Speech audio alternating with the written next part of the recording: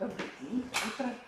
Я хотела бы представить вашему вниманию тему своего выступления, которое называется очень общо «Это современные технологии обучения», и сосредоточить свое внимание на одной технологии, которая может быть актуальна не только в образовательной, получается, сфере, но и также во внеурочной деятельности. Сетевой проект как средство взаимодействия учеников образовательных отношений для организации поисковой, продуктивной, проектно-исследовательской деятельности учащихся. Ну, здесь еще такая оговорка, что в условиях госпитальной школы, потому что я учитель госпитальной школы, поэтому представлю еще некоторую специфику отличия тех сетевых мероприятий, которые будут проходить именно на наших платформах, и их отличия от тех, которые могут проходить в общеобразовательных школах. Ну, вообще, актуальность, что надо нажать, чтобы переключилось? Открою, их тут много.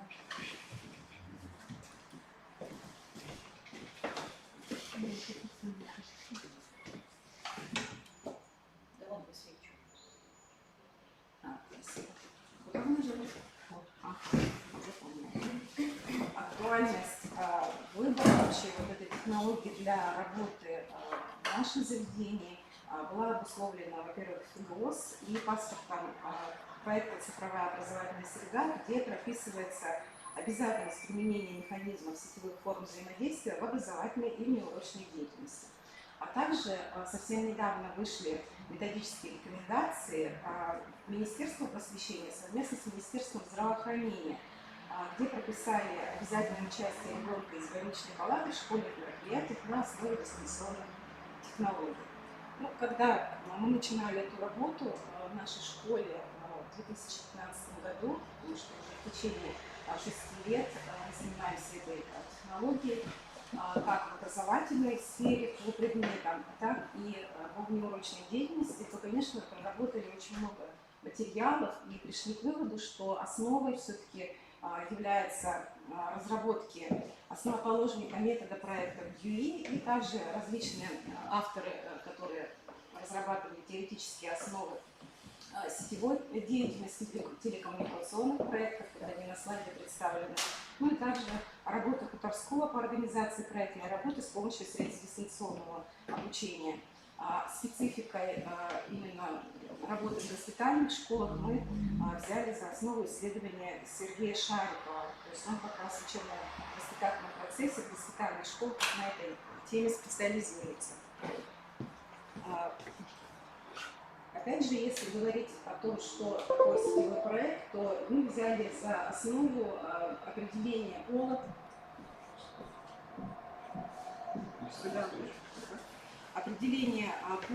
которое развернуто дает определение самого телекоммуникационного проекта. Я не буду его зачитывать, просто скажу о том, что самое главное отличие телекоммуникационных проектов – это то, что невозможно их внедрение без телекоммуникаций, без разных средств, это компьютер, интернет и так далее. То есть если обычный проект мы можем провести без вот этих подручных, так скажем, средств, то телекоммуникационный невозможно. И также есть некоторые отличия телекоммуникационного проекта от традиционного. Они тоже представлены. Основное отличие я уже сказала. Вообще, конечно же, если говорить о госпитальной школе, то у нас, опять же, к этому прибавляется ряд особенностей, которые мы должны учитывать при проведении таких мероприятий.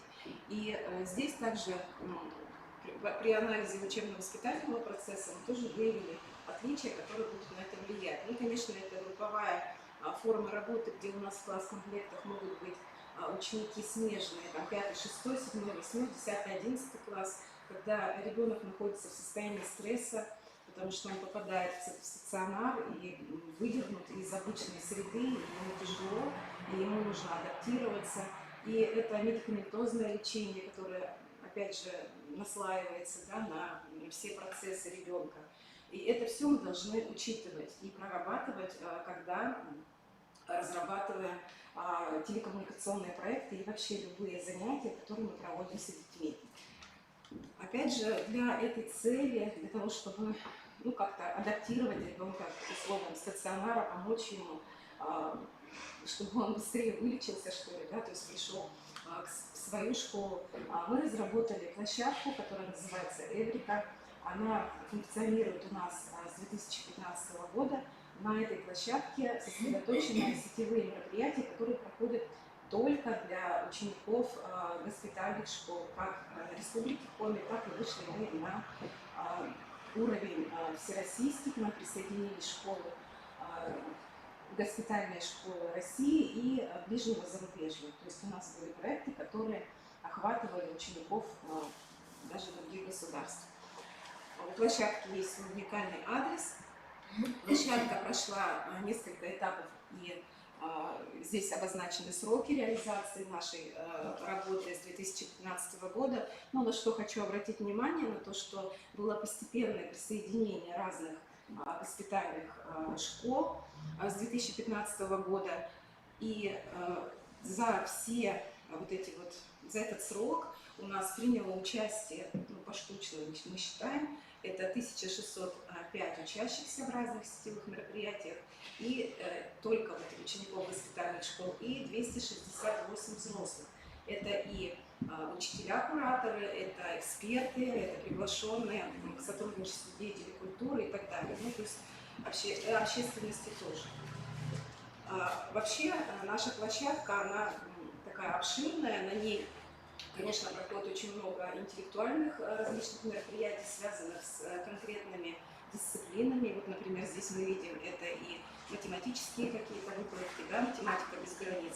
Это, так как занимается этой площадкой два учителя, в основном это я, филолог, и учитель начальной школы, поэтому у нас очень много проектов, связанных именно с филологией. Вот, например, «Волшебный мир детства» с Агнией Барто, или, например, проект по Есенину «Я слышу цвет, я вижу звук», или проект «Сказки водит хоровод». Также у нас есть этнокультурные, такие культурологические проекты, которые совмещают в себе разные области. Это и, опять же, лингвистика, и филология, и культурология и так далее. У нас были проекты и связанные со здоровьем-сбережением, и гражданско-патриотические, которые, кстати, тоже являются интегрированными, потому что совмещают в себе разные виды, опять же, искусств. Это и литература, и живопись, и театр, и песня, то есть все вместе. Опять же, каждый наш сетевой проект, он проходит определенные этапы, какой бы мы ни взяли, любой. От идеи проекта, разработки концепции, оформления проекта на сайте, всю документацию мы выкладываем сразу. Это очень, на некоторых проектах, которые очень большие и объемные, это сделать очень трудно, поэтому мы поэтапно все это делаем. Но есть проекты, в которых вся документация методическая, она сразу выкладывается. Анонсирование проекта, этапная работа, промежуточное оценивание экспертами и подведение итогов, защита, рефлексия и выход на участие в каких-то конкурсах, потому что мы пытаемся наши результаты всегда социализировать, как-то сделать их значимыми для детей, которые в этом участвуют. Вообще, из особенностей таких, которые чисто связаны с госпитальной школой, это является следующее. Во-первых, все знают, что достаточно много телекоммуникационных проектов проводят различные заведения. Да? То есть это и Центр дистанционного обучения ЭДОС, это и Тамбовский институт повышения квалификации, каждый год они выставляют проекты. Но мы пришли к выводу, что нам неудобно участвовать в этих проектах по ряду причин, потому что, например, эти проекты жестко регламентированы по времени.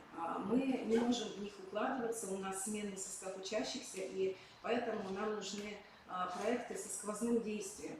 И поэтому вот все проекты у нас сосредоточены именно на этой площадке чисто для учеников госпитальных школ. Но это не значит, что эти проекты не могут использовать другие школы, потому что идеи все готовы, они выложены в открытом доступе, то есть те, кто заинтересуется, может взять всю документацию и его провести, да, в своих рамках. Далее, вторая такая особенность, это, конечно, обязательный учет состояния здоровья учащихся, это их диагнозы, отделения, показаний. Для каких-то учеников мы варьируем задания, делаем щадящий режим, плавающие сроки выполнения. И каждый ребенок в нашей школе получает специальное разрешение лечащего врача на образовательную деятельность. Если этого разрешения врач не дает, то мы не имеем права такого ребенка обучать, так скажем, и задействовать его в различных таких мероприятиях. То есть у каждого ребенка, который участвует, это разрешение есть. Также, я уже говорила, еще раз скажу, что это сменный состав учащихся. Это обязательно, поэтому после каждого этапа мы проводим обязательную корректировку состава команды, когда дети некоторые прибавляются, некоторые выписываются из больницы, и вот эта преемственность обязательно должна сохраняться в каждом задании. Поэтому особенность заданий этапных в нашем проекте это учитывает. Наш сетевой проект – это проект, который состоит из двух частей. Это работа онлайн на сайте проекта, и это работа офлайн с кураторами и материалами проекта, с какими-то спецзаданиями, которые уже дети могут сделать в игровой, в больничной палате или в классе. Также обязательное присутствие у нас у всех проектов, мы это продумываем всегда, это игровой момент. Мы придумываем сказочных сюжетных героев, сквозных персонажей, квестовые задания с веб-сервисами, сопровождаем каждый проект видеороликами. Вот, обязательно у нас ведущие какие-нибудь этого проекта необычные, то это, допустим, повара, как в проекте «Театральная кухня», то это ведущий маленький Шерлок Арт, которого сыграла моя дочь.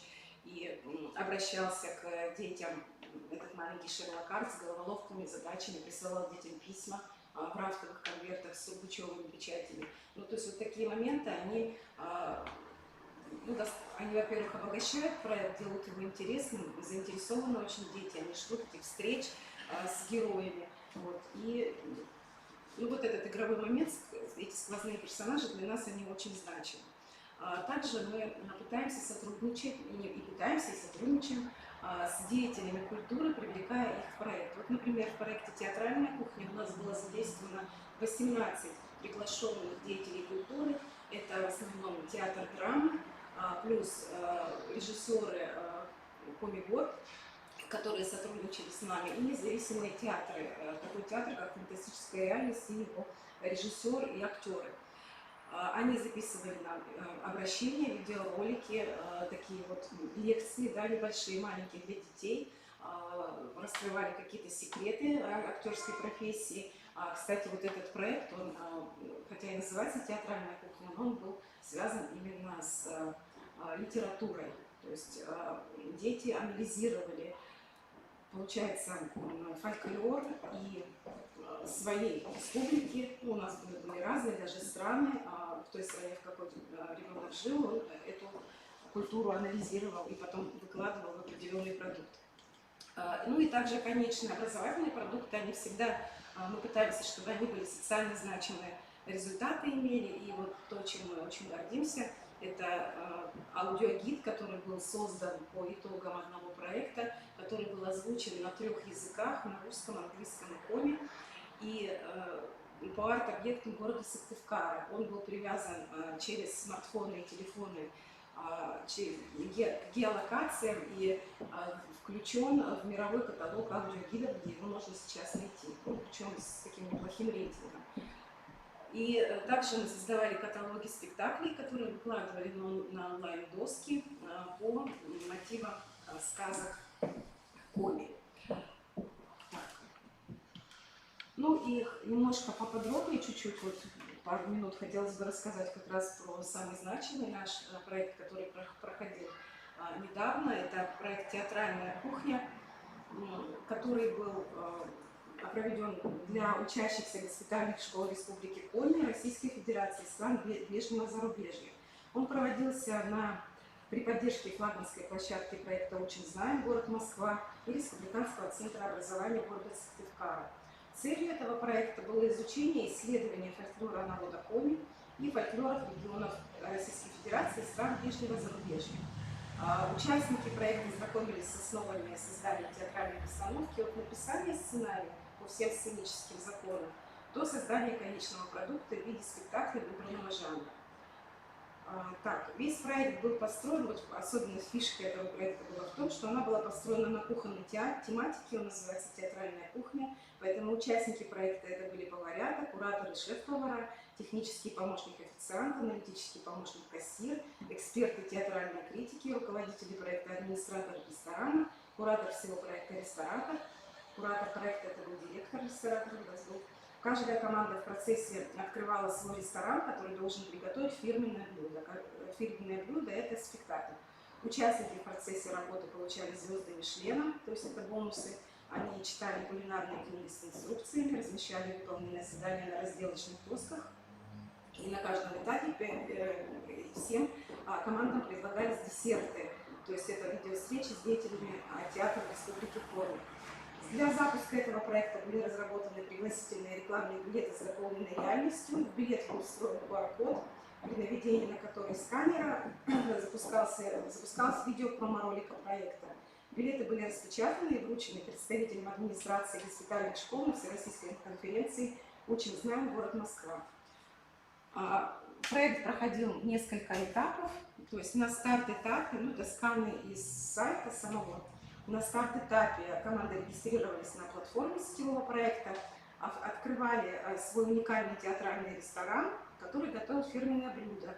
В конечном итоге на выхлопе это был театральный спектакль. По итогам старт-этапа был открыт форум проекта, на котором писали сообщения участники, рекламировали свой ресторан и оформляли. Такой итоговый продукт этого этапа был баннер театрального ресторана, созданный в определенных интернет-сервисах.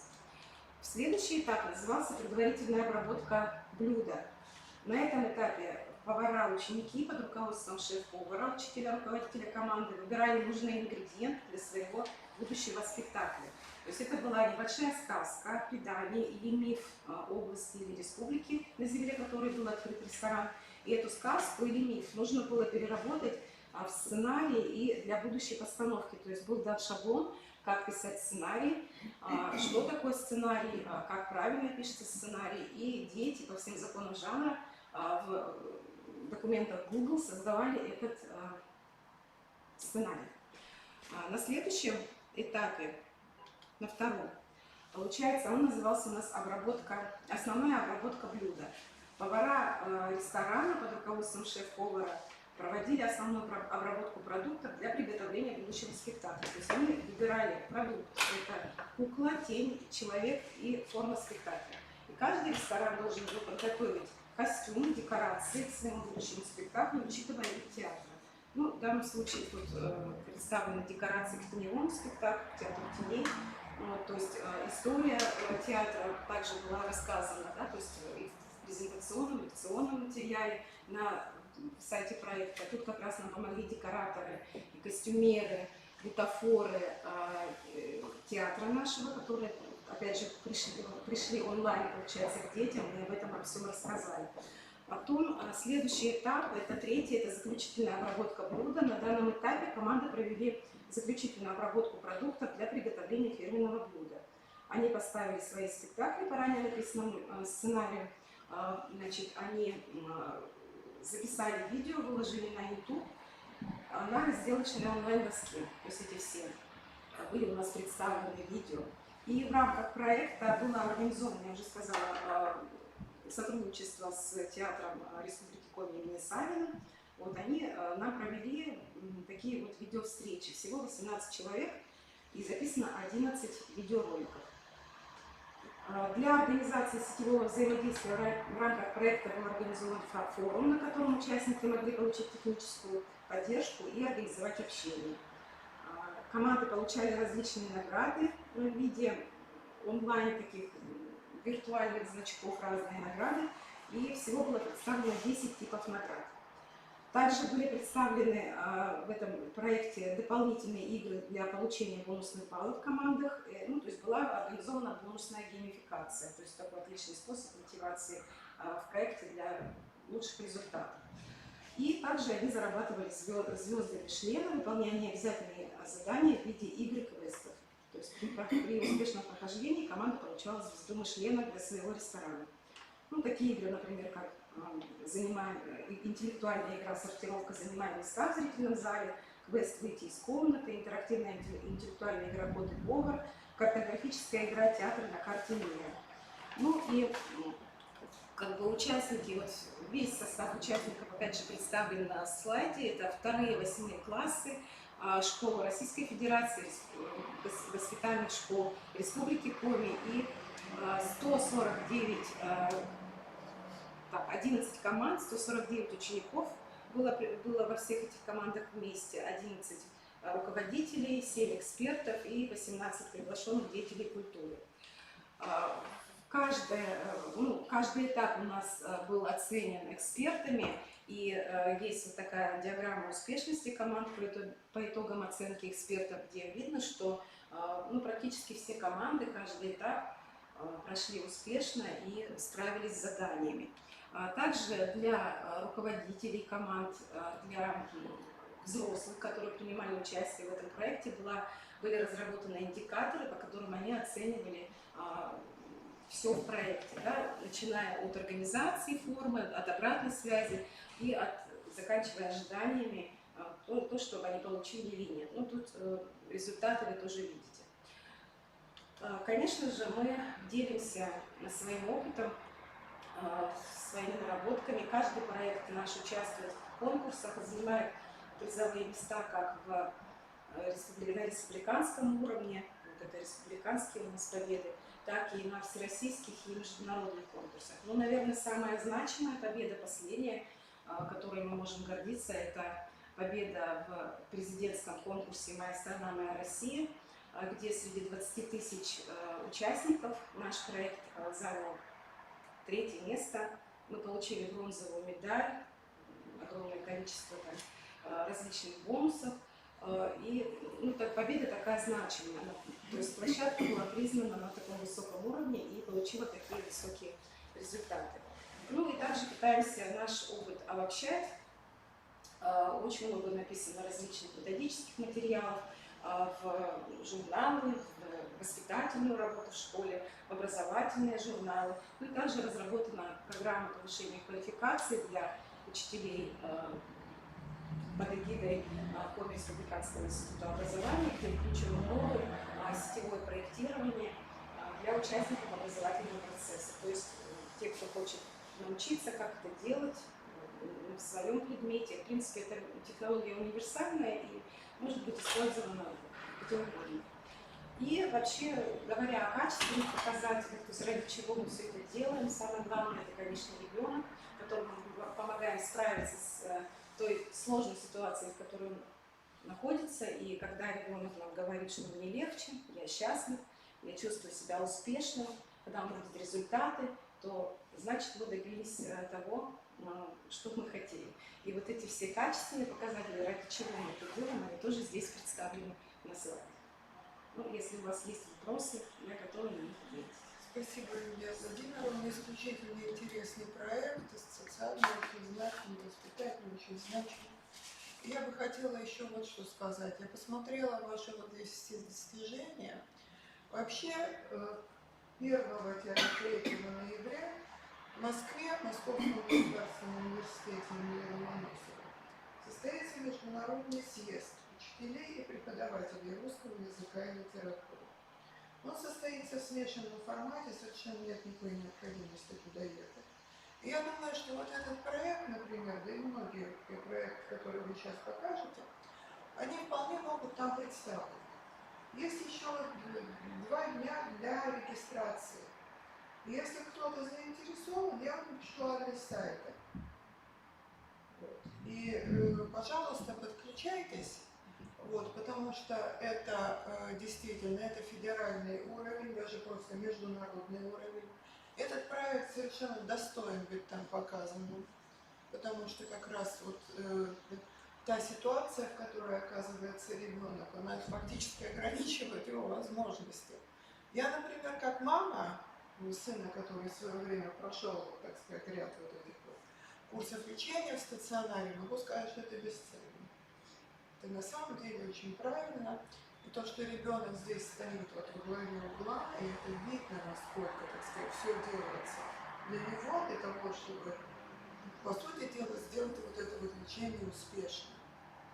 Вот, то это, конечно, очень многого стоит. И еще раз хочу сказать, что это вполне достойно того, чтобы показать это на самом высоком уровне.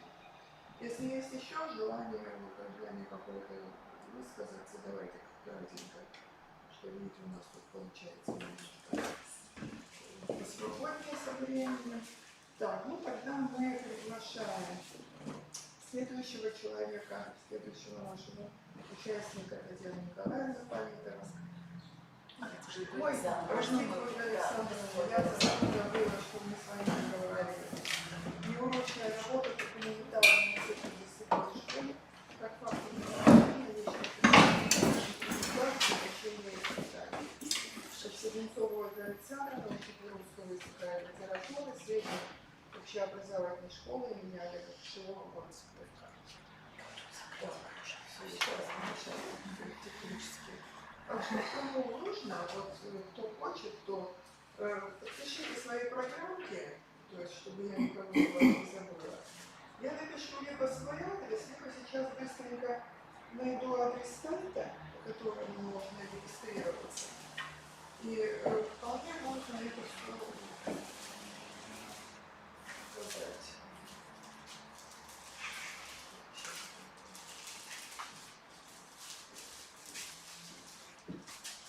Можно, да?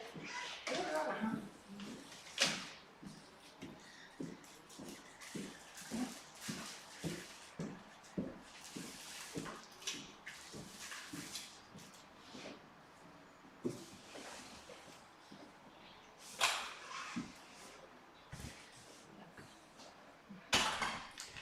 Всем добрый день. Одинцова Ольга Александровна, школа номер 12.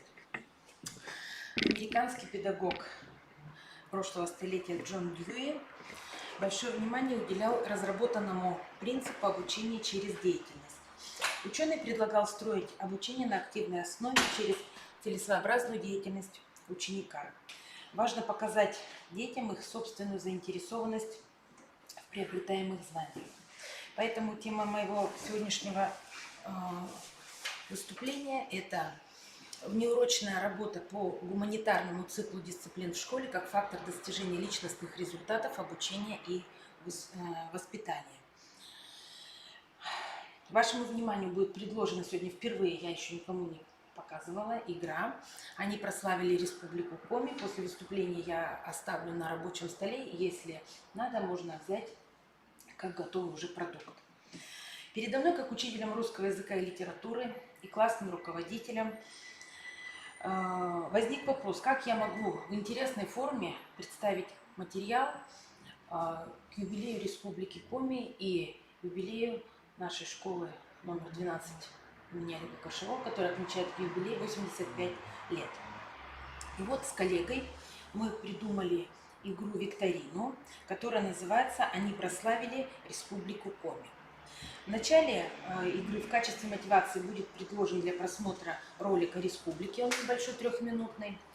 Далее можно или в начале игры, или в конце показать карту республики с 10 городами. Потому что 10 городов, поэтому будет в игре 10 вопросов.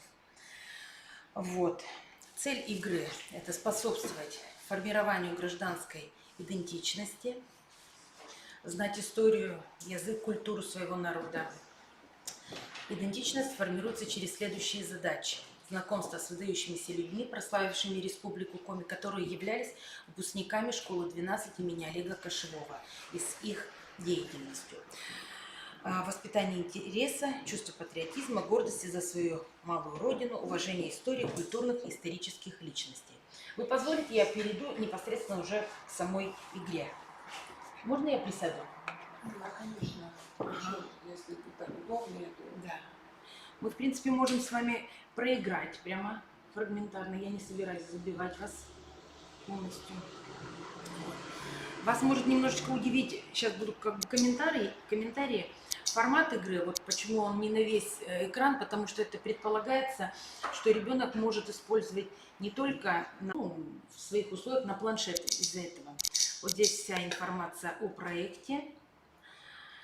Мы с вами идем на игру. Вот идет ролик. Республика Коми. 416 тысяч квадратных километров на северо-востоке европейской части России. Столица Республики Коми – город Сыктывкар. На ее территории могли бы вместиться 10 европейских государств. Коми – необыкновенный северный край. На территории республики более 200 особо охраняемых природных территорий.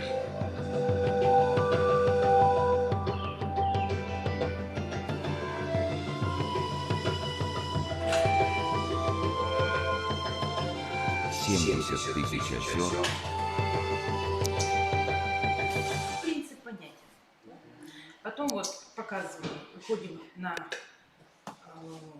карту нашей республики. И, во-первых, вот здесь, если кликнем о самой республике информация, через ползунки вот здесь все можно прочитать, да? То есть, если ребенок самостоятельно может все это освоить, если на уроке какую цель преследует учитель, можно что-то и проигнорировать, что-то включить. Значит, еще раз повторяю, почему 10 вопросов? Потому что 10 городов. Вот начинаем в качестве, это дополнительной, конечно же, информации. Воркута.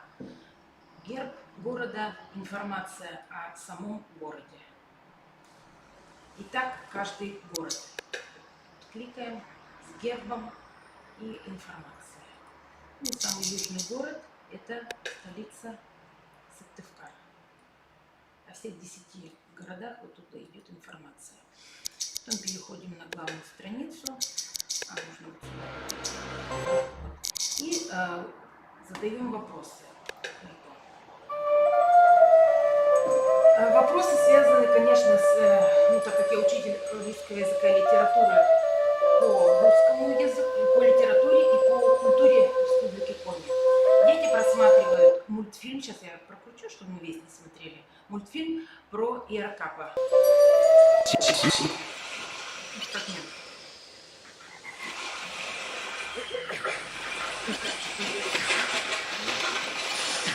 Вот тут-то и увидел он драку на берегу озера. Человек с водяным бьется. Вот. Очень все легко можно передвигать, как удобно учителю. Это все легко подвижно. И вопрос. Посмотрите мультфильм и определите жанр произведения. Предположим, сказка. Да? Давай попробую еще раз. Переходим, возвращаемся. Правильный ответ. Предание. Да, предание, что это такое? Устный рассказ, который содержит сведения об исторических лицах и передается из поколения в поколение. Иерокап, имя было произнесено, можно дополнительную информацию прочитать. Там, значит, мультфильм смотрели, здесь еще информация можно посмотреть, да? Не хотим смотреть, но не будем смотреть. И возвращаемся. Мне же нужно после вопроса выйти обязательно на выпускника школы. Какой у нас выпускник, вот что-то связано с лыжами. Сначала задаем вопросы, какие вы дети знаете наших известных спортсменов-лыжников, так как Иерокап был самый первый лыжник. Ну, предполагается ответ, знаем там Рочева, Бажукова, Сметанину. И далее. Известных спортсменов знаем, но часто забываем, кто их воспитал. Талант в Бажукове и Василии Рочеве рассмотрел их тренер. Это Федор Иванович Тюпенко. Он стрелочкой выходим. Еще хотела я... Да. Геннадий Анатольевич Юшков, я уже сразу же заявляю, это наш выпускник, поэт, горячо любивший свою родину, заботящийся о ее природном богатстве. И на слова Юшкова была написана известная песня «Марья Моль», которая дошла аж до Швеции. где студенты ее выучили и исполняют. Но все хочется как-то осовременить, чтобы детям было интересно. А что означает Марья Моль с коми-языка на русский? Ну, предположим, давайте ошибемся, да, Василек, давай еще подумаем раз. Правильный ответ пион. И вот предлагается опять посмотреть, что в Швеции даже изучают коми-песни.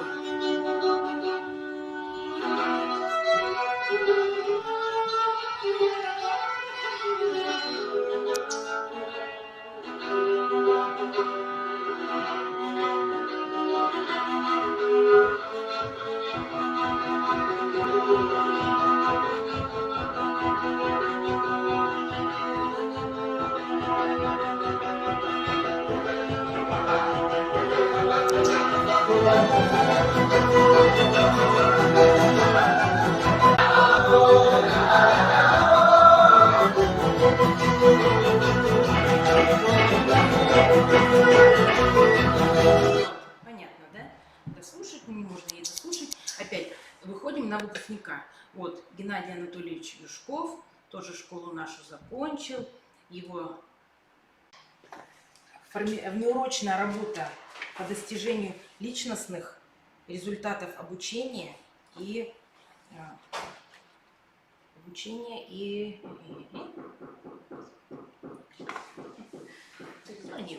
не важно, значит. Занятие позволяет сформировать личностные результаты, любовь и уважение к отечеству, его языку, культуре, осознание и освоение литературы как части общекультурного наследия, ориентация в системе моральных норм и ценностей, их присвоение, эмоционально-положительное принятие своей этнической идентичности.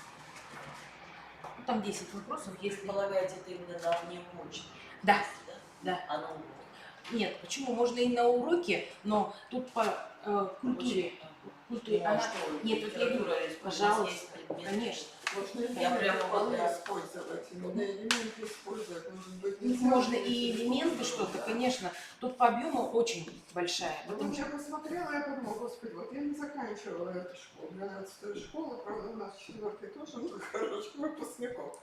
Но ведь, по сути дела, получается так, что ребенок, он чувствует, находясь в этой школе, вот эту причастность вот к этим культурным достижениям, которые внесли предыдущее поколение. Конечно. Вот, то есть тогда все ему становится ближе и роднее. И на самом деле опыт очень хороший, очень хорошо сделанная игра. И то, что она выводит детей именно вот на, так сказать, вот ближний круг их, вот это очень и очень важно. Вот, поэтому вот спасибо за вот этот вот опыт, спасибо за доклад. Есть еще какие-то вопросы? Можно я еще только оговорю сейчас, да? Значит, мы еще, знаете, какую цель преследовали? Не односторонне, допустим, только спортсмены, только писатели, да. Вы увидите, там у нас и художники, Энгельс, Козлов, и Татьяна Васильева.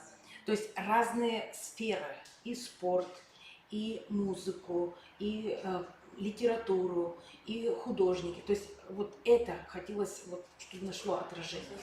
Да, разносторонне. И дети должны знать. Дети должны знать это.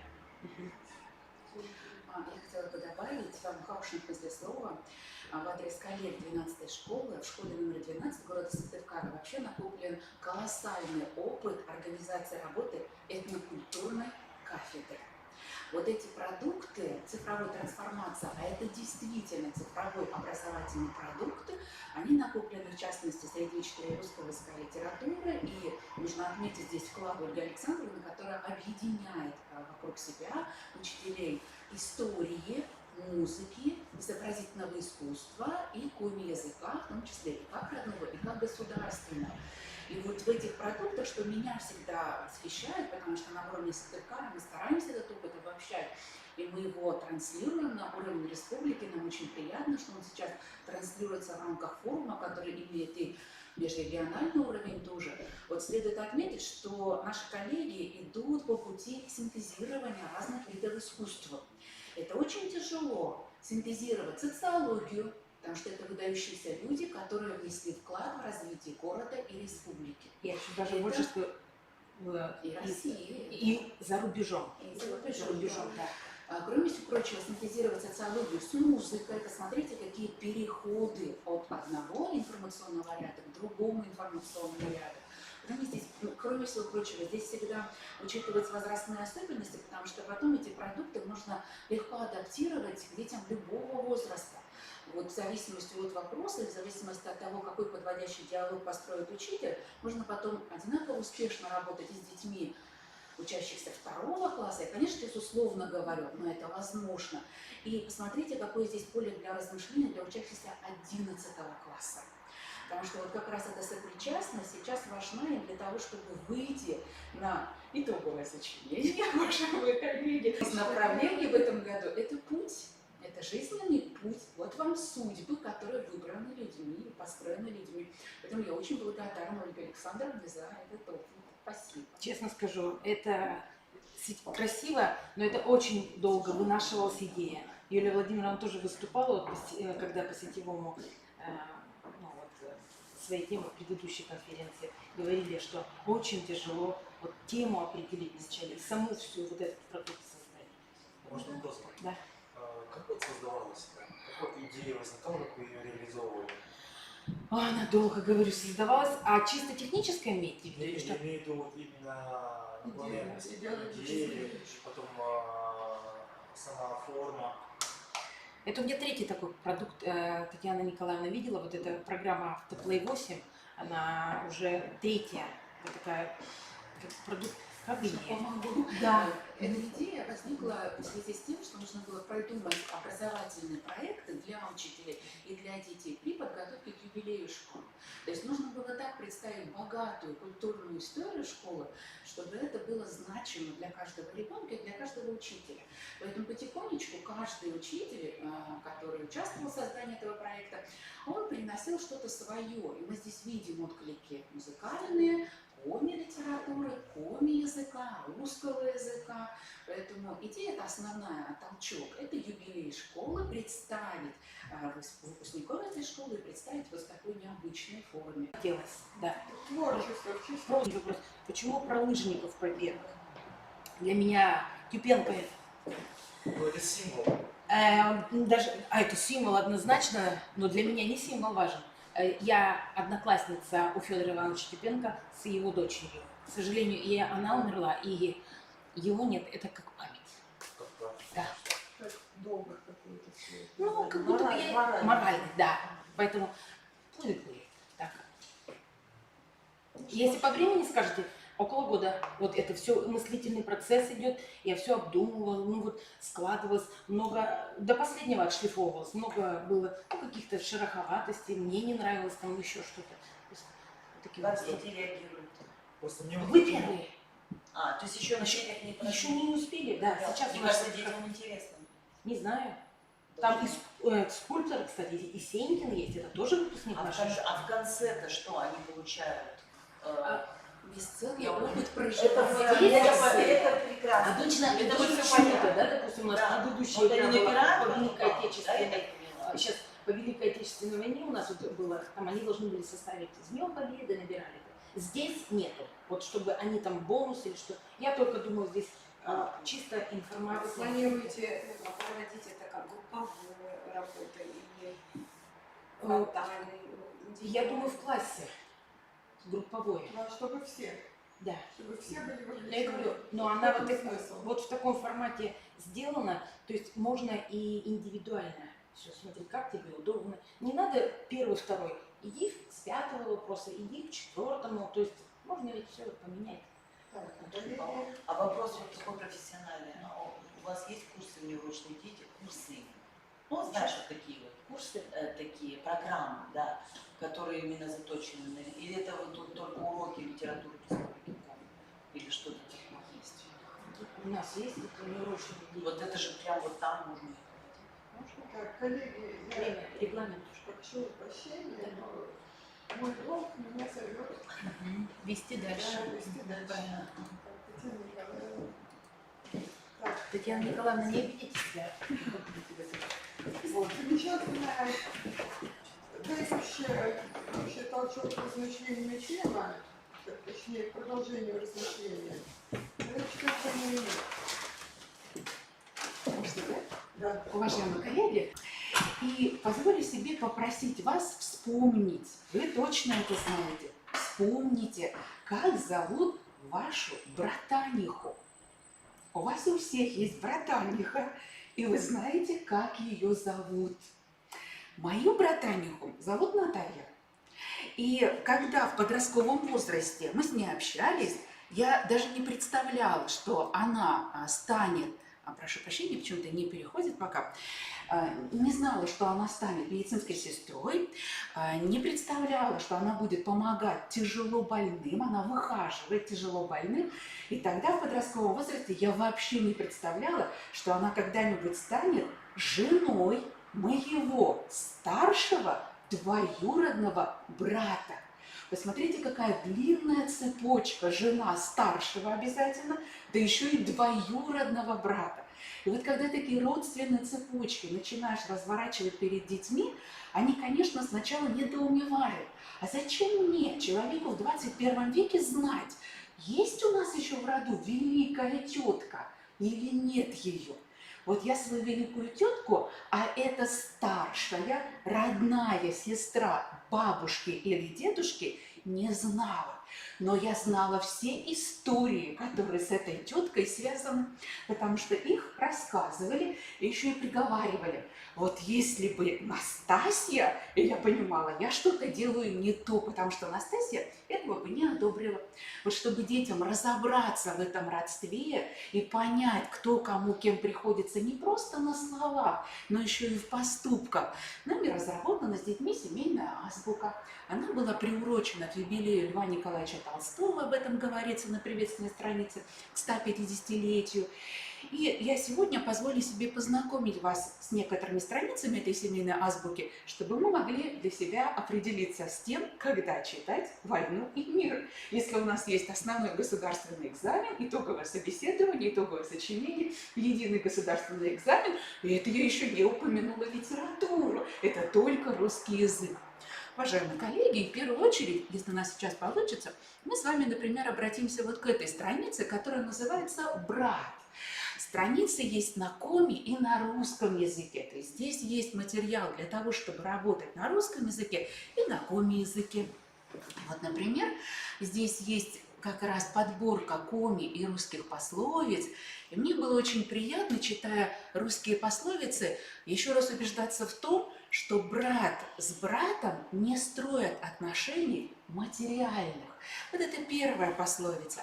А если мы с вами перейдем к коми-пословицам, коих я нашла немного, то мы тоже увидим брат брату словно добрый сосед.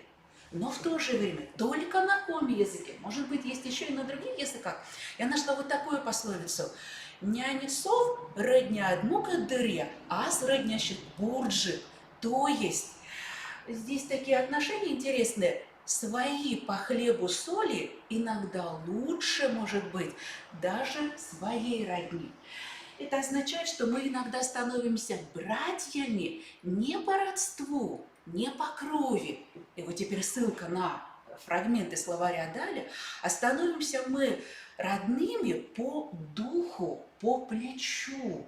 И вот эти обороты по духу, по плечу, не по крови узнают пятиклассники, семиклассники тогда, когда работают со страницами этой семейной азбуки на уроках русского языка, родного языка, в том числе и коми, и русского, и на уроках родной русской литературы, да и просто литературы. Предлагаю, прошу прощения, вам обратиться еще к одной странице. Это страница о бабушке. И вот перед вами по ссылке воспоминания самого Льва Николаевича Толстого о своей бабушке. Работая с этими воспоминаниями, учащиеся учат выражать свои эмоции по отношению к тому близкому человеку, который у них, может быть, в семье еще есть. И посмотрите, вот это гипертекст. Это воспоминания о моей бабушке Сухановой Елене Николаевне. Родом она из Вятской губернии. И вот работая с этими воспоминаниями, дети замечают, что большинство слов уже давно утрачено. Что такое девичество? Что за такой Ярилин день? Почему Андреева гора на карте Кировской области, как Андреева гора, вообще не обозначена? С чего вдруг этот топоним используется в этой области? Что такое колхозы? Стаговать это вообще как? У меня дети иногда спрашивают, а это на стогу прыгать? Так это мы тоже умеем, прошу прощения. Что такое уторкалась? Я очень долго, практически все детство думала, что уторкаться – это вкусно покушать. Потому что я слышала это слово только вечером, когда бабушка вставала в дверной проем и дальше на кухню не проходила. Вот у них были такие отношения в семье. И только благодаря работе с этой семейной азбукой я вот только сейчас узнала, буквально несколько лет тому назад, что это слово из моего детства, оно обозначает отнюдь не радостное состояние сытости, оно обозначает усталость. А слово-то какое красивое. Вот мне оно всегда казалось очень-очень красивым. И вот теперь предложу вам поработать еще одной страничкой. Это страница «Тетка». Тетя и тетка. И вот здесь как раз есть сведения о том, всем известные сведения о том, какую роль сыграла Татьяна Александровна Аргольская в жизни Толстых, в жизни, в частности, Льва Николаевича Толстого. И мы тоже можем это соотнести не только с биографией Льва Николаевича, но еще и с фрагментами его произведений. Ну и, кстати говоря, вот в этой семейной азбуке собраны, вы, конечно, заметили, не только иллюстративные материалы к роману Льва Толстого «Война и мир», сколько произведения, басни и рассказы, притчевые рассказы из его азбуки. Здесь сначала это истолкование из словаря Владимира Ивановича Даля, дальше примеры пословиц, а вот далее уже, собственно, басня, которую вы, конечно, все знаете об ученом сыне. И вот благодаря работе с этой басней мои девятиклассники наконец начинают понимать, в чем же может выражаться ирония, и откуда вообще истоки иронии у таких современников, как Лев Николаевич Толстой, Николай Васильевич Гоголь. А в то время ведь этот прием ироничного изображения жизненных ценностей героев преобладал, мне кажется, в литературных произведениях. Итак, уважаемые коллеги, вопрос о том, когда читать «Войну и мир», мне кажется, не актуален. Более актуален вопрос, как читать «Войну и мир». На мой взгляд, очень актуальны образовательные проекты, которые наполняют и учитель, и дети тоже. В частности, все задания, которые здесь собраны, они собраны благодаря проектной деятельности детей. Все пословицы, поговорки, загадки, басни, рассказы когда-то были предложены детям на уроках, а потом дополнены теми заданиями, которые им было бы интересно вместе проигрывать, размышлять вместе со своими сверстниками. Уважаемые коллеги, на этом, пожалуй, остановлюсь. Спасибо. Он, по сути дела, выходя на историю своего языка и своей культуры, и понимая, и находя место в ней, тому же Толстому. Вот. По своим ступенькам, по возрастным, по образовательным, он потихоньку до этого доходит.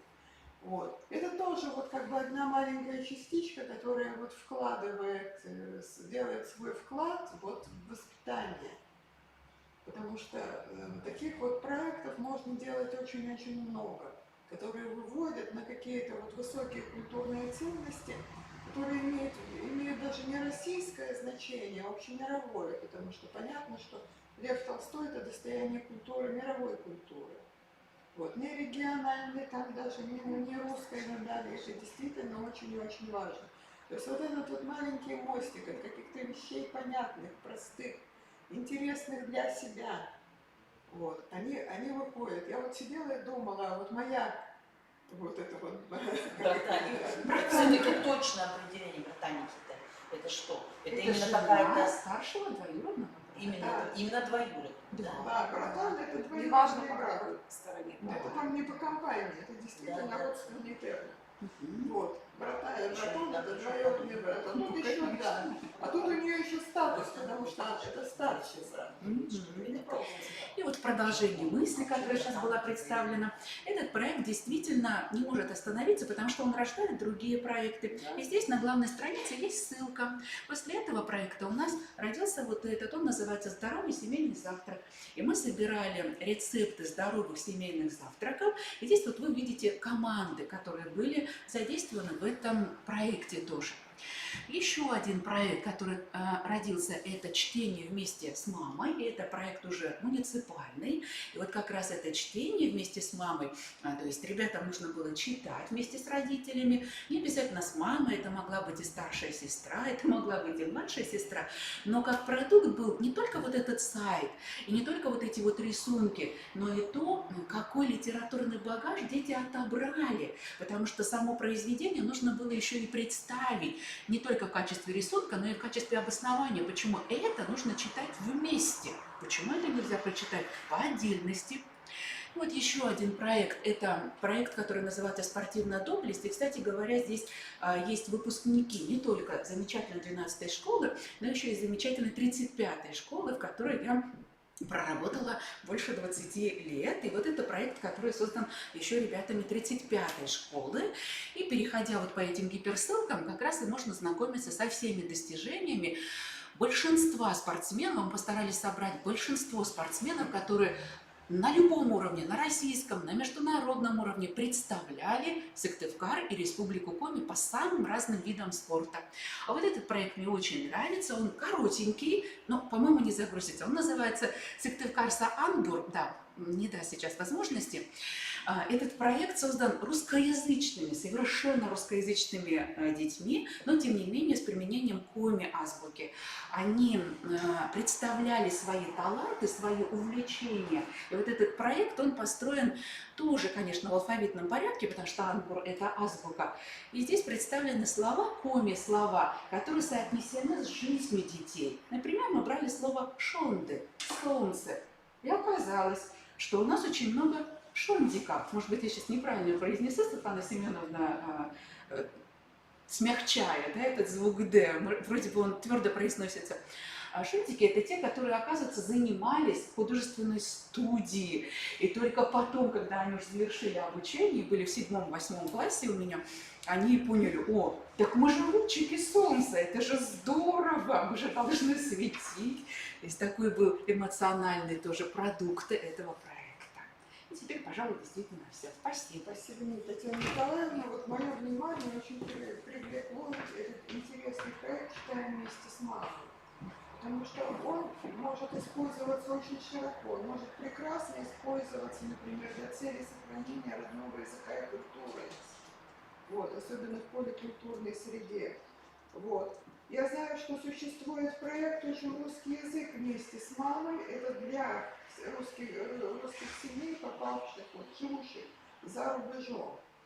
Вот. То есть пытающихся в семье сохранить русский язык.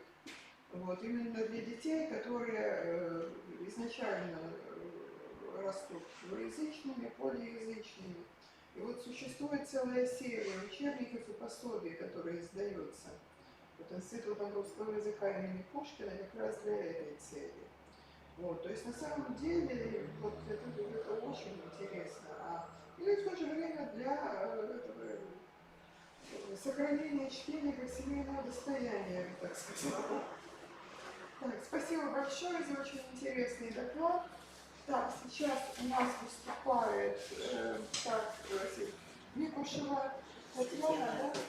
Татьяна. Татьяна Альбертовна. Ну что, имя знаю, вот общество забыла. Да. Извините. Так, система организации работы с одаренными детьми, выстраивание индивидуальных образовательных маршрутов.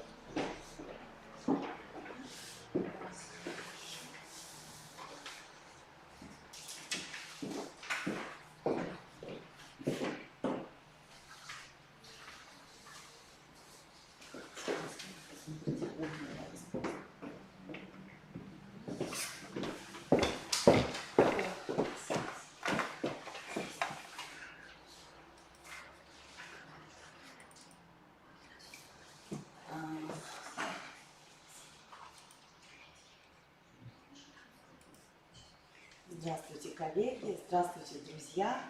Я смотрела на вас и подумала, когда шло обсуждение предыдущих ораторов, да, предыдущих выступлений, я подумала, что мы, филологи в городе, образуем реально настоящую семью.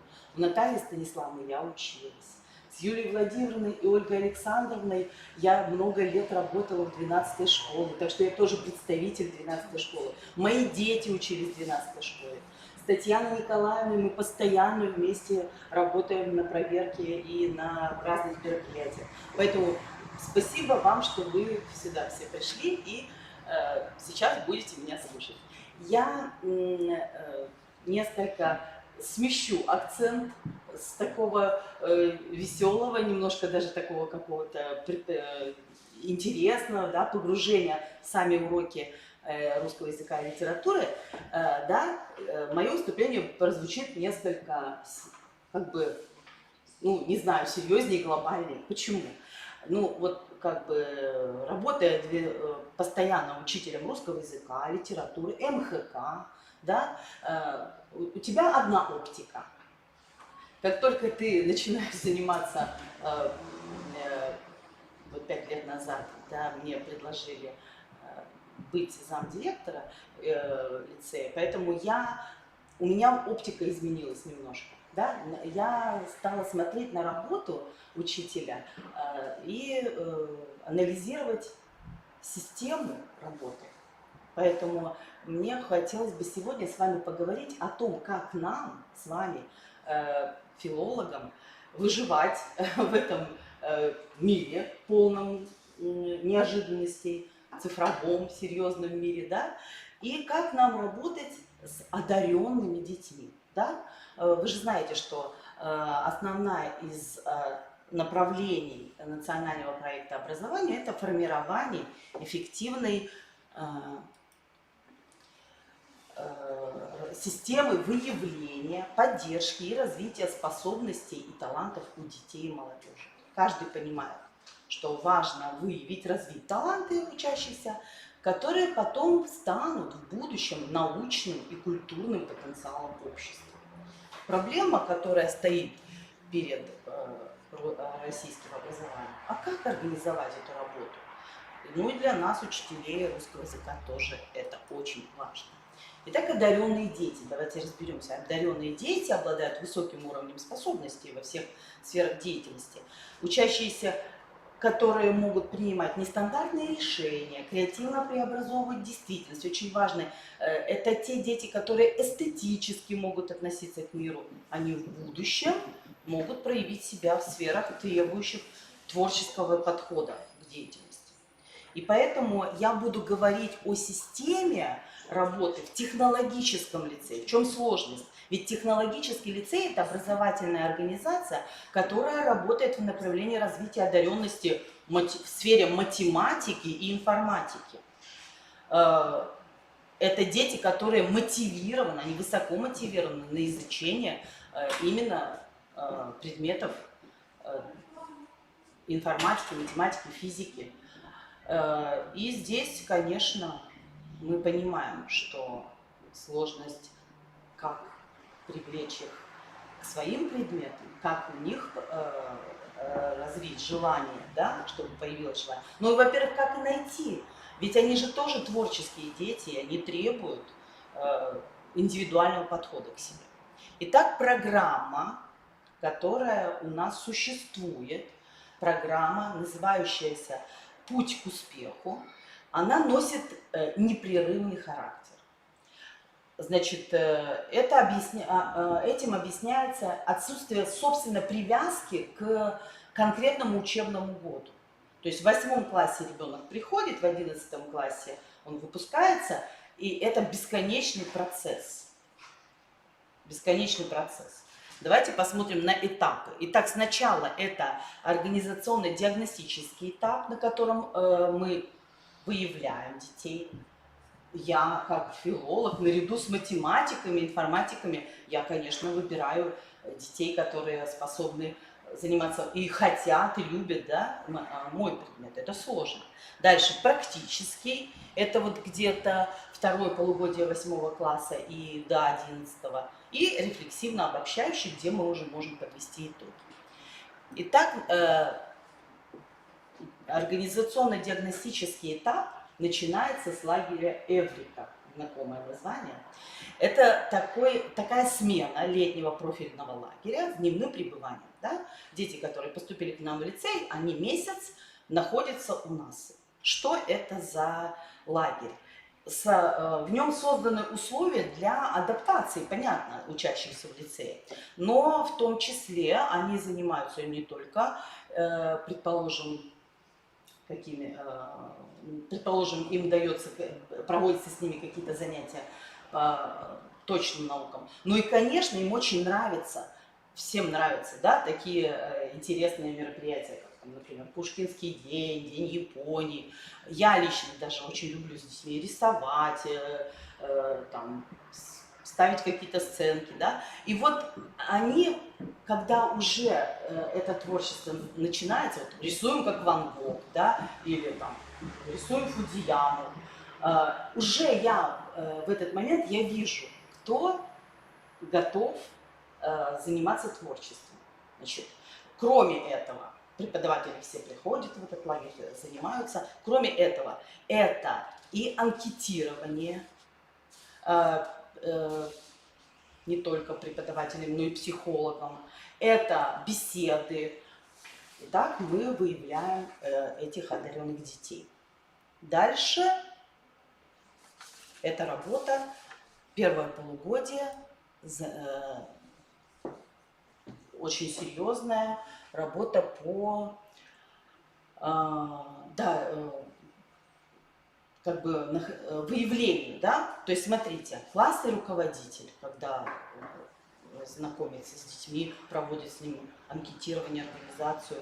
Дальше, они выбирают курсы внеурочной деятельности. Вот недаром я спросила про курсы внеурочной деятельности, потому что у нас их разработано огромное количество, ну, много, но большинство-то из них все-таки по нашему профилю. Но есть курсы внеурочной деятельности, которые могут заинтересовать будущих художников, будущих литераторов. Да? На них я еще остановлюсь. Дальше. Это, конечно, наши лицейские мероприятия, где дети, День знаний, День учителя, День лицея. Дальше очень важно, конечно, Всероссийская олимпиада школьников. Ведь мы даем возможность на первом этапе поучаствовать как можно больше. Да? Конечно, мы спрашиваем, были ли дети участниками в прошлой школе, но все-таки они здесь могут себя попробовать. Это психолого-педагогическое сопровождение, да? Тренинг знакомства, психологические игры, наблюдения, создание таких групп, бесед. Да? Ну и в конце концов мы начинаем уже вот этот вот банк «Одаренные дети». Да? Дальше следующий этап – это у нас практический, на нем поподробнее я остановлюсь, и завершающий – это рефлексивно-обобщающий. Давайте посмотрим на направление. Так вот, представьте себе, ребенок проходит все с 8 класса по 11, он пробует себя очень во многом. Он проходит этот путь, выбирая сам по направлениям. Да? Ну вот, например, начнем с реализации программ предметов. Во-первых, есть возможность ему выбрать дополнительные курсы. Посмотрите. Да, особенно обратите внимание, у нас традиционно видеожурнал, юный корреспондент, газета. Да? Здесь действительно, вот я смотрю, моя коллега-филолог действительно работает с детьми, которые могут писать, могут составлять тексты. Следующее направление – это вот как раз разные виды внеурочной деятельности, массовой, групповой, индивидуальной формы. Я из 20 с лишним курсов выбрала те, которые вас могут заинтересовать. Особенно обратите внимание на тайное искусство. Мы проводим их и в дистанционной форме, и собираемся каждую пятницу. Да? И как раз эти дети становятся участниками различных потом конкурсов и олимпиад по МХК. МХК я тоже люблю. Да? Особенно хочу обратить внимание на гильдию лицейских кинокритиков. В 8 классе Татьяна Николаевна подтверждает, да? Конечно, когда я прихожу в 8 классе на урок, и я вижу, что когда мы начинаем разговор о кино, это прекрасная возможность поговорить. Кино – это искусство, связанное с литературой. Нет ребенка, который бы не любил кино. Поэтому всем хочется обсуждать кино, всем хочется писать рецензию, научиться, всем хочется посмотреть, что творится в современном кинематографе. У всех у них есть свое мнение, поэтому вот этот курс внеурочной деятельности пользуется особенным спросом, так скажем. Да, результаты являются выпуск журнала. Дальше. Вот смотрите, это все ребенок может пройти, он выбирает это. Да? Ребенок, который одарен художественно. То есть у математиков и информатиков все понятно.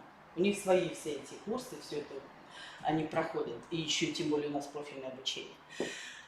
Теперь проектно-исследовательская деятельность. Прекрасные проекты мы видели у Татьяны Николаевны, да, и действительно с 8 по 11 класс эта проектно-исследовательская деятельность у нас уже имеет системный характер. Значит, в 8 классе им дается программа «Учись учиться», прекрасная программа, очень хорошо помогающая. Во-первых, она мотивирует детей, позволяет им узнать, что такое проект, да, как его разработать, знакомить с правилами защиты проекта. В результате они защищают в 8 классе индивидуальные групповые проекты. В 9 классе навыки успеха, тоже психолог ведет, все очень серьезно, да, уже готовит к индивидуальному проекту. Ну а в 10 классе это уже у нас по стандартам индивидуальный проект. Что дети, которые художественно одарены, или интересуются искусством, или интересуются языком и литературой из этого большого коллектива информатиков и математиков? Конечно, они идут к филологу, они идут к учителю МХК, они идут к историку, да, и там уже пишут свой индивидуальный проект. То есть выбор есть постоянно, да. Дальше, теперь следующее направление. Ну вот, кстати, интересно, да, посмотрите, вот наши прекрасные математики, они вот, посмотрите, проекты довольно разные. Я выбрала только те, которые вот последние 2 года были у меня. Ну, 2-3 года были у меня. Посмотрите, здесь и зарубежная литература, здесь и зарубежное кино, здесь и русская литература, здесь и поэзия, здесь и организация художественной выставки. Еще раз повторяю, дети поступают на мотивированные на изучение углубленно информатики и математики. Конечно, важно, да, что олимпиадное движение – это самое серьезное направление. И здесь, конечно, мы взаимодействуем очень много и с другими учебными заведениями, и отправляем детей, ну не отправляем, естественно, а дети сами, да, участвуют в отборочном конкурсах Сириуса, да, вот несколько человек у меня именно по литературе, я не говорю о математике, математики достаточно, по литературе у меня были в Сириусе дети, ну и, естественно, добиваются больших результатов. И расширение состава конкурсов и олимпиад, и именно по нашим предметам, по русскому языку, по литературе, по МХК, это, конечно, очень важно, да? Таким образом, я привожу вас к мысли, что вот эта вот система, когда ребенок приходит, для него создается среда, его как бы учитель находит ребенка, и ребенок находит учителя, это очень важно, да, совместно. И он проходит этот круг.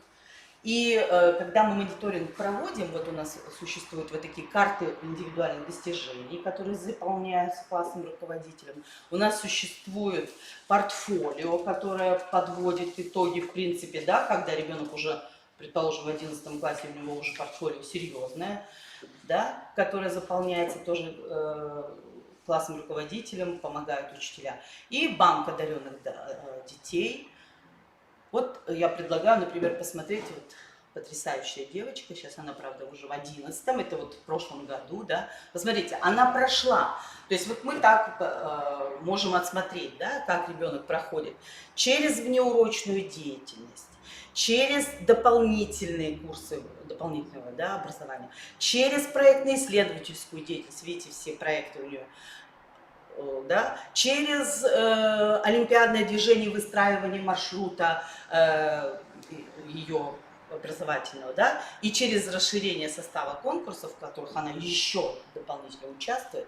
То есть мы можем проследить, что ребенок, ну, кстати, вот Маша, она, видите, она много и участвует и по другим предметам.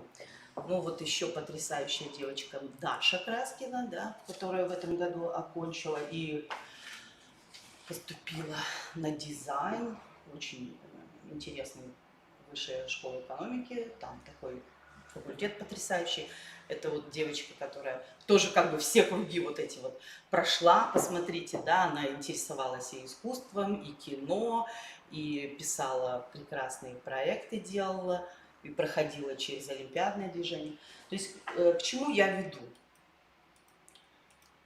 Так. Я веду к тому, что система организации, система выявления, сопровождения талантливых детей, одаренных детей, конечно, требует прежде всего, чтобы учитель понимал, в его руки приходит ребенок, он должен дать ему выбор, показать ему все разнообразие возможностей, какие он может иметь участие, да? Он должен пройти, ну, слово «должен», конечно, это не то слово, но он проходит через этот выбор, у него выстраивается этот путь, как вы говорите, Татьяна Николаевна, путь. Учеба ведь это тоже дорога, это тоже путь. И вот с этим выбором, конечно, он может проявить себя, и он не пропадет для нас. Он будет развиваться, и на выходе, как Наталья Станиславовна сказала, будет художественно одарен, он будет патриот, он будет любить прекрасное, литературу, искусство. Даже если он потом в конечном итоге и будет физиком и математиком, но я думаю, что это будет прекрасный опыт жизни и работы в дальнейшем. Спасибо, Татьяна Альбертовна, за этот представленный путь самореализации человека, который предлагает ему лицей на протяжении времени учебы.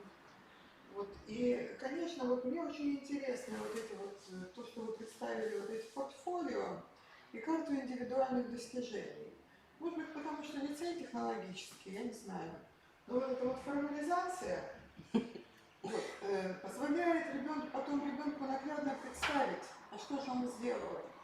Вот, потому что на самом деле не только вот вспоминаем, да, вот в 8 классе участвовал, там где-то вот это вот идет, запоминается, это мотивирует в конечном итоге, потому что понятно становится, что ты растешь. Вот, и это на самом деле очень важно. Очень хорошо, что на ребенка обращают внимание не просто как на ученика, который ходит на предметы, а как на личность, которая формируется в процессе обучения. Мне кажется, что лицей здесь имеет очень хороший опыт. Да, я еще, конечно, совсем ничего не сказала о воспитательном процессе, да, как говорит Татьяна Николаевна, это среда, в которой воспитывается. Помните, вы нам это с Лидией Ивановной говорили, иногда даже больше говорили, чем мы сами понимали, что мы делаем. А отдельно это все не существует, это существует вместе.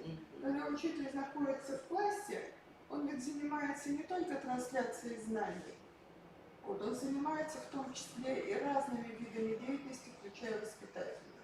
Мы разделяем эти виды деятельности только чисто, так сказать, в научных целях, для того, чтобы понимать это и осмыслить. А в жизни, как всегда, все бывает вместе. В жизни действительно все бывает. Можно дополнить? Тем более, что у нас есть время, я прошу прощения, если перебила.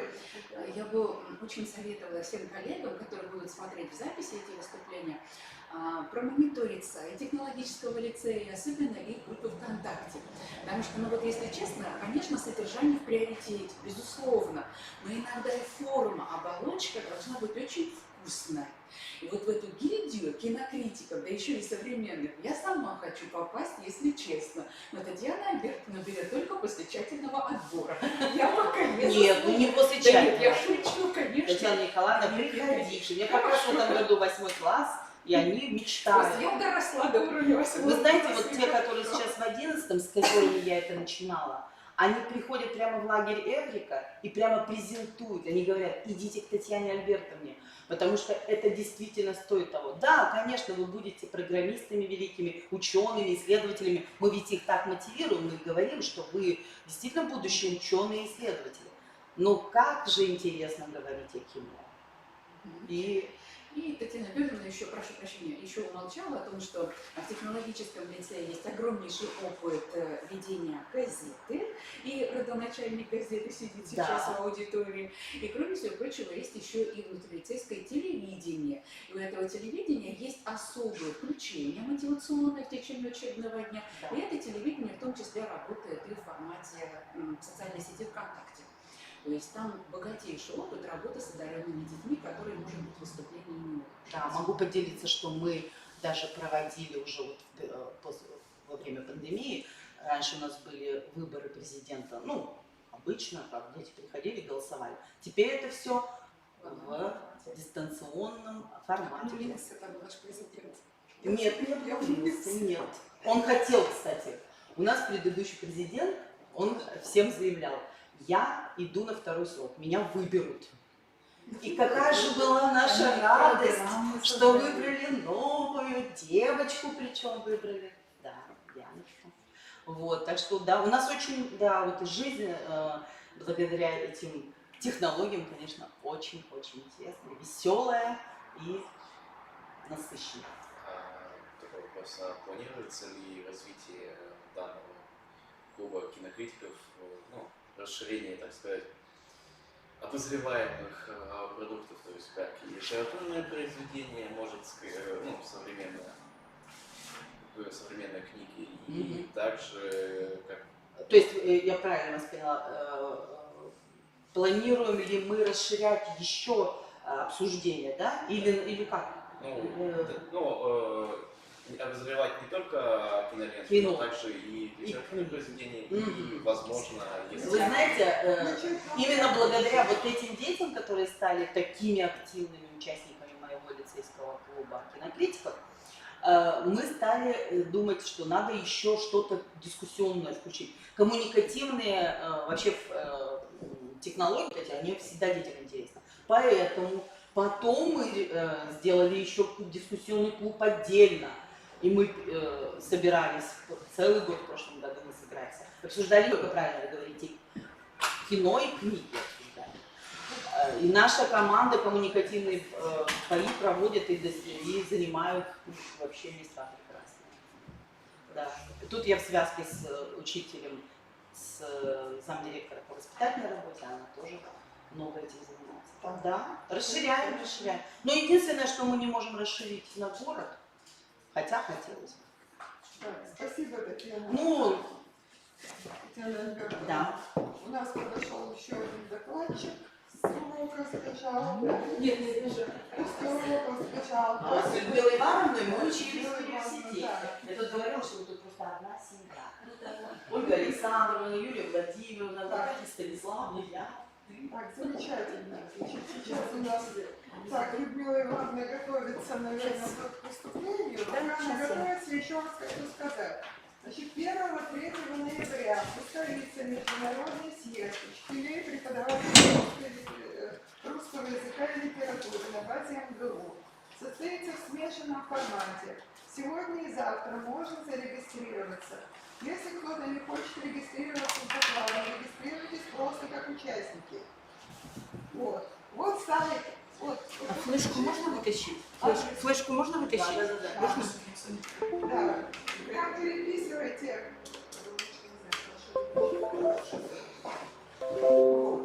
Просто регистрируйтесь, посмотрите потом. Вам пришлют ссылку, откроете. Самим не хочется выступать, значит, послушайте других.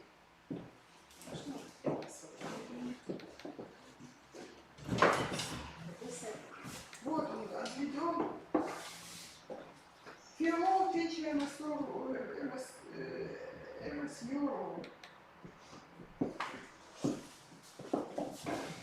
Вот. Поисковик можно забить на съезд учителей и преподавателей русского языка и литературы 2021. Вот, выйдет в поисковике все.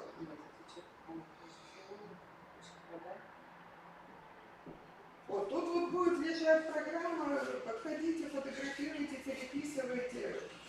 Вот, это всем интересно, всем полезно. МГУ очень много проводит на самом деле разного рода мероприятий. Вот у них сейчас идет конкурс к юбилею Некрасова, Достоевского, что я сказать могу, высылаю. Вот, я думаю, что мы поучаствуем в еще одном проекте «Россия многоликая». Вот студенты уже наши точно заявились. Скажите, пожалуйста, что да. Все-таки будет, да? Я буду читать Да. То есть вот такие А вот. вот туда. А как? У вас сверху там внизу. Ага. Сумею, которая? Помогайте. Что надо развернуть? У вас свернуто внизу. Ну, Давайте развернем. Это да? Да, это мое. Вот. Вы нам что-то нажали, что у вас не показывается сейчас. Ой, Вы сворачивала только. начинаете пока? Хорошо. Начинать? Не начинать. Начинайте так, как есть. Нет, Сейчас не вы видно. Сейчас я замажу, что вы там что-то видимо нажали. Мне не записывают, да? Можно говорить? Записывают, да? Ну, хорошо. Стоит камера. Хорошо. Я просто хочу сказать, что жалко очень. Нет, видимо, это что-то свернуло просто. Нет, скорее всего, не отображает. Контакты, скорее всего. Может, тут? Давайте мою можно вытащить. Надо скинуть тогда на рабочий стол. А?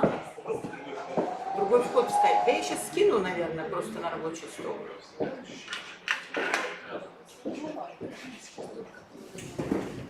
На экране будет.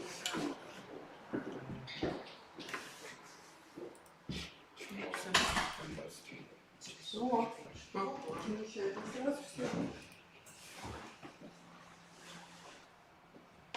Спасибо. Так, результаты типичной ошибки, профилактика затруднений. Результаты ОГЭ 2021 года нам известно, но все-таки еще проговорю. Я красным цветом выделила количество двоек. Их 304, если в процентах, это 3,5% почти. Мы, если посмотрим вниз слайда, то увидим, что увеличилось количество двоек почти в 3 раза. Пятерок тоже количество уменьшилось. Не в 2 раза, но все-таки значительно. С чем это связано?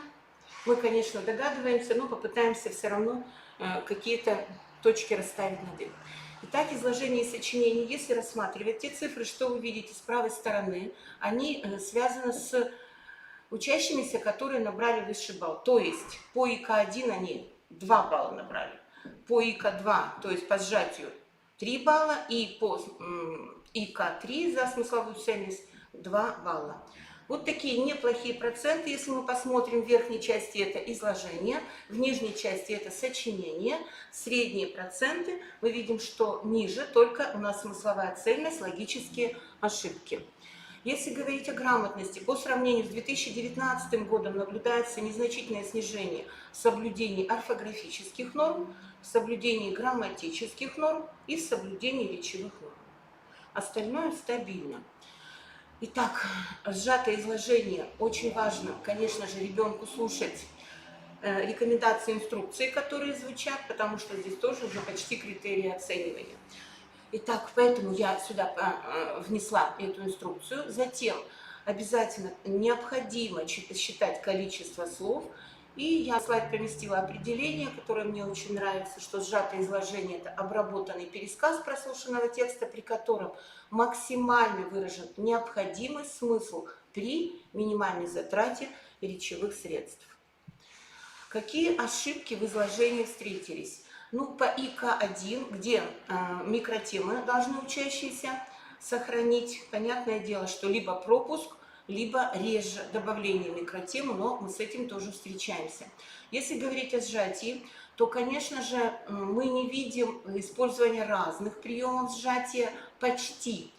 И возможная причина ошибки, что вообще отсутствует сжатие или сжимается неверно, то есть исключается главная информация вместо второстепенной, это боязнь упустить главное или неумение различить главную и второстепенную информацию.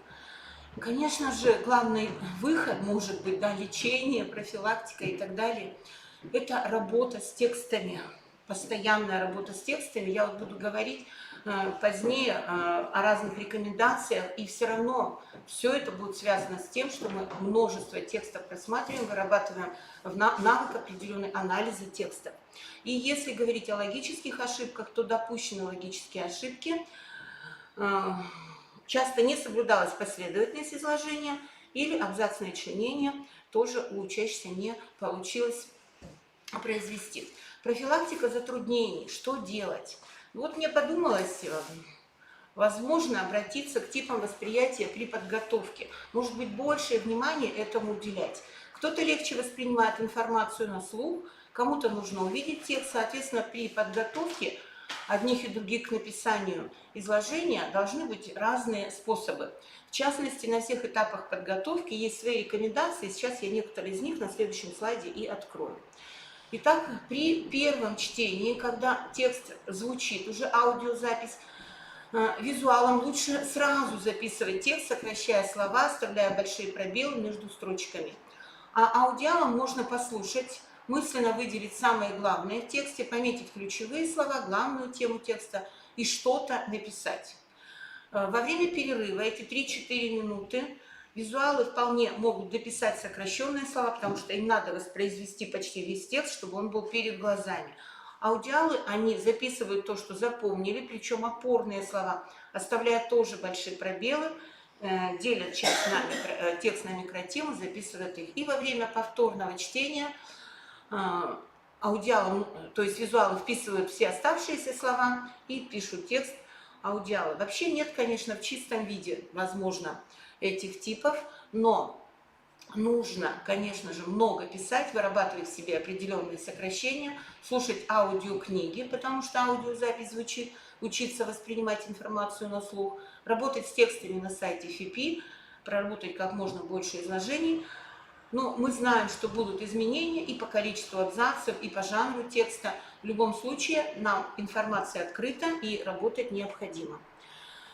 По сжатию есть несколько видов сжатия, и можно попробовать использовать определенные приемы. Опять же, вот мы видим прием исключения, предположим, работаем с абзацем, смотрим вводные слова, однородные члены предложения, повторы, однотипные примеры и исключаем их.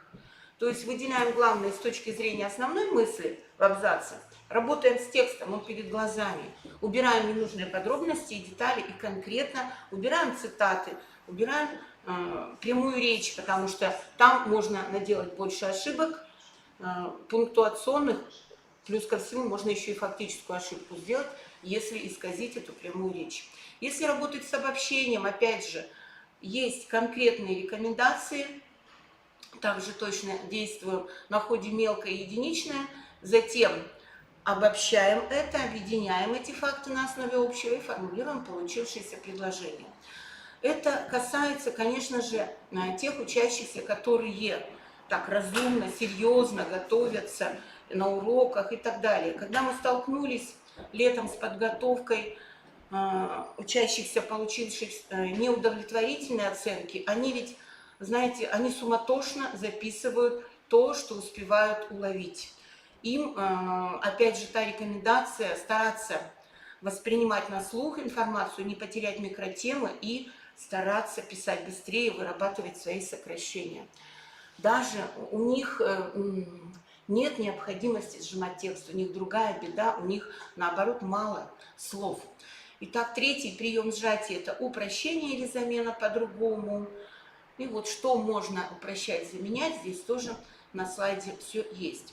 Итак, рекомендации. Сжимаем только второстепенную информацию. И второе, сжимаем ее так, для того, чтобы каждый абзац был равномерно сжата информация в каждом абзаце. И К3. Логика, смысловая цельность. Пока 3 абзаца было, поэтому в этом отношении нам было просто. Но как рекомендацию, опять же, нам можно взять в качестве рекомендации на уроках знакомить детей с логическими ошибками, учить эти логические ошибки находить в своих работах, чем мы и занимаемся, и в работах соседей по парте, чтобы мы каким-то образом логику тоже выравнивали, чтобы она не отставала от остальных критериев. Вот я сейчас не буду зачитывать то, что есть на слайде, потому что каждому, наверное, подходит что-то свое. Каждый вырабатывает свои приемы подготовки к написанию сжатого изложения, а попробовать нужно много, попробовать нужно почти все из этих рекомендаций. И составление плана, и определение темы, и определение идеи, и вот эти же сокращения, о которых мы уже говорили. Конечно же, все строится на основной мысли, на идее. С этого мы начинаем работать, а потом уже все остальное нарабатывается. Количество слов обязательно считать. Теперь результаты по сочинению. Сочинение 9.1, вот опять же, если из практики не считают, мы, конечно, отмечаем, какое сочинение выбрал ребенок, 1, 2 или 3, но подсчеты приходится производить вручную, количество очень большое, поэтому не считается. Но мы знаем, что я так вот считаю, что где-то 89%, если не 90%, выбирают 9.3 сочинения. Чуть-чуть побольше выбирают 9.2, и 9.1 совсем-совсем мало. С каждым годом все меньше и меньше. В этом году те ребята, кто выбрали 9.1, не совсем справились с определением понятий, которые были им предложены, в частности, неполное предложение. И вызвали у них непонимание такие слова, как экспрессивная окраска. И когда они уже приводили конкретные примеры, к сожалению, там не всегда были неполные предложения, то есть само понимание у них отсутствует, этих лингвистических понятий. Наибольшие сложности в этом году в сочинении 9.2 были с текстом по цитате «900 дней продолжалась блокада Ленинграда». Здесь тоже получились недопонимания со стороны учащихся, отсутствие обоснования смысла цитаты, сразу к примерам, это уже структура сочинения 9.2, не владеют они, или замена комментария цитаты пересказом текста, или в качестве примера приводили саму цитату, что делать нельзя. Сочинение 9.3 на морально-этическую тему, если рассмотреть, опять же, то, что было в 9.2 и 9.3, в чем проявляется сила духа, чаще всего выбирают 9.3, и мы знаем, что в этом году уже были изменения в 9.3 в качестве оценивания. Сейчас я открою следующий слайд. Там будут подсказки, которые для детей в этом году включили. Если говорить об ошибках, то конкретно силу духа некоторые заменяли силой воли, соответственно, у них логика терялась уже и в дальнейших абзацах, потому что жизненные примеры приводили по силе воли, а не по силе духа. Итак, сложность вызвала у нас теоретическое обоснование, я уже сказала, и подбор аргументов. В 9.1 не всегда указывалась роль. В 9.2 я тоже проговорила, основная мысль не всегда текста была понята, и неумение иногда вычленять эту подтекстовую информацию, конечно, в 9 классах такое есть. Вот еще одна проблема появилась. В этом году мы встретили. Чаще всего аргументы жизненного опыта аналогичны примерам, приведенным из текста. Может, где-то учителя сами так настраивают детей. Если тебе трудно, приведи такой же пример. И мы это видим. И вторая проблема: снизилось количество учащихся, которые в качестве примеров приводят логически и содержательно оправданные примеры из литературы, кинофильмов, жизненного опыта выдающихся людей. В основном такие примитивные примеры. И когда работы выходили на 3-ю проверку, мы встречались с тем, что, предположим, по слову «доброта» некоторые эксперты не засчитывали. Вот я помог там бабушке, что чаще всего приводят в качестве примера перейти дорогу, перенести сумку, потому что один пример, один эксперт соглашается с тем, что это та самая доброта, другой не соглашается, обосновывает это тем, что пример слишком примитивен. Вот это у нас тоже появилось как проблема. Профилактика. Пути устранения ошибок в задании 9 – это отработка практического навыка написания сочинений разных типов, работа с определением понятий. Понятий стало гораздо больше, с лингвистическими терминами, проведение комплексного анализа текста. И вот та самая табличка, о которой я говорила. Итак, сейчас первый абзац или C1K1 складывается из 2 баллов, которые нам легко очень увидеть в сочинении ребенка. Первый балл он получает за определение понятия, предположим, сила духа, а второй балл появились своеобразные костыли для учащихся, потому что тот вопрос, который вы видите с правой стороны, он детям уже прописан в задании, и он касается конкретного текста. Если мы раньше говорили, то дальше, после определения, напиши комментарий на основе данного текста, связанный с понятием, то теперь это сделать гораздо легче, потому что если текст, что значит быть сильным духом, значит мы должны уже в этом направлении и мыслить, и отвечать на этот вопрос. То есть со структурой первого абзаца стало работать проще. Просто это появилось не совсем рано, и, может быть, некоторые еще даже на уроках не успели отработать вот эту структуру. И следующее, ну, предположим, доброта. Мы, конечно, понимаем, что всегда все это связано с человеком, о чем бы ни спрашивали. И вот что может разрушить дружбу, как раз тот вопрос, который в этом году попался, что может разрушить дружбу, и текст был о дружбе. И ребятам было довольно сложно. То есть они этот вопрос не увидели, в самом задании говорили о дружбе и, получается, теряли баллы еще и за логику. Итак, я считаю, что нужно работать по клише в 9 классе. Почему? Вот здесь я предлагаю, как мне кажется, универсальный пример клише для написания сочинения 9.3. Почему? Во-первых, конечно, если ребенок умеет свободно выражать свои мысли, ему можно без клише писать. Но если ему сложно, или на первых порах он только начинает писать сочинение, то это помогает набрать необходимое количество слов.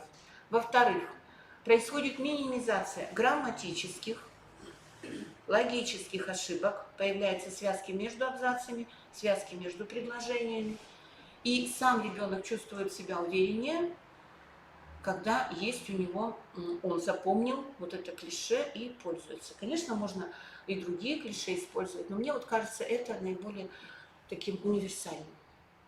Итак, если говорить о 9.2, тоже некоторые подсказки или лайфхаки, то цитата, которая дается в 9.2, вполне может использоваться в 9.3 в качестве аргумента.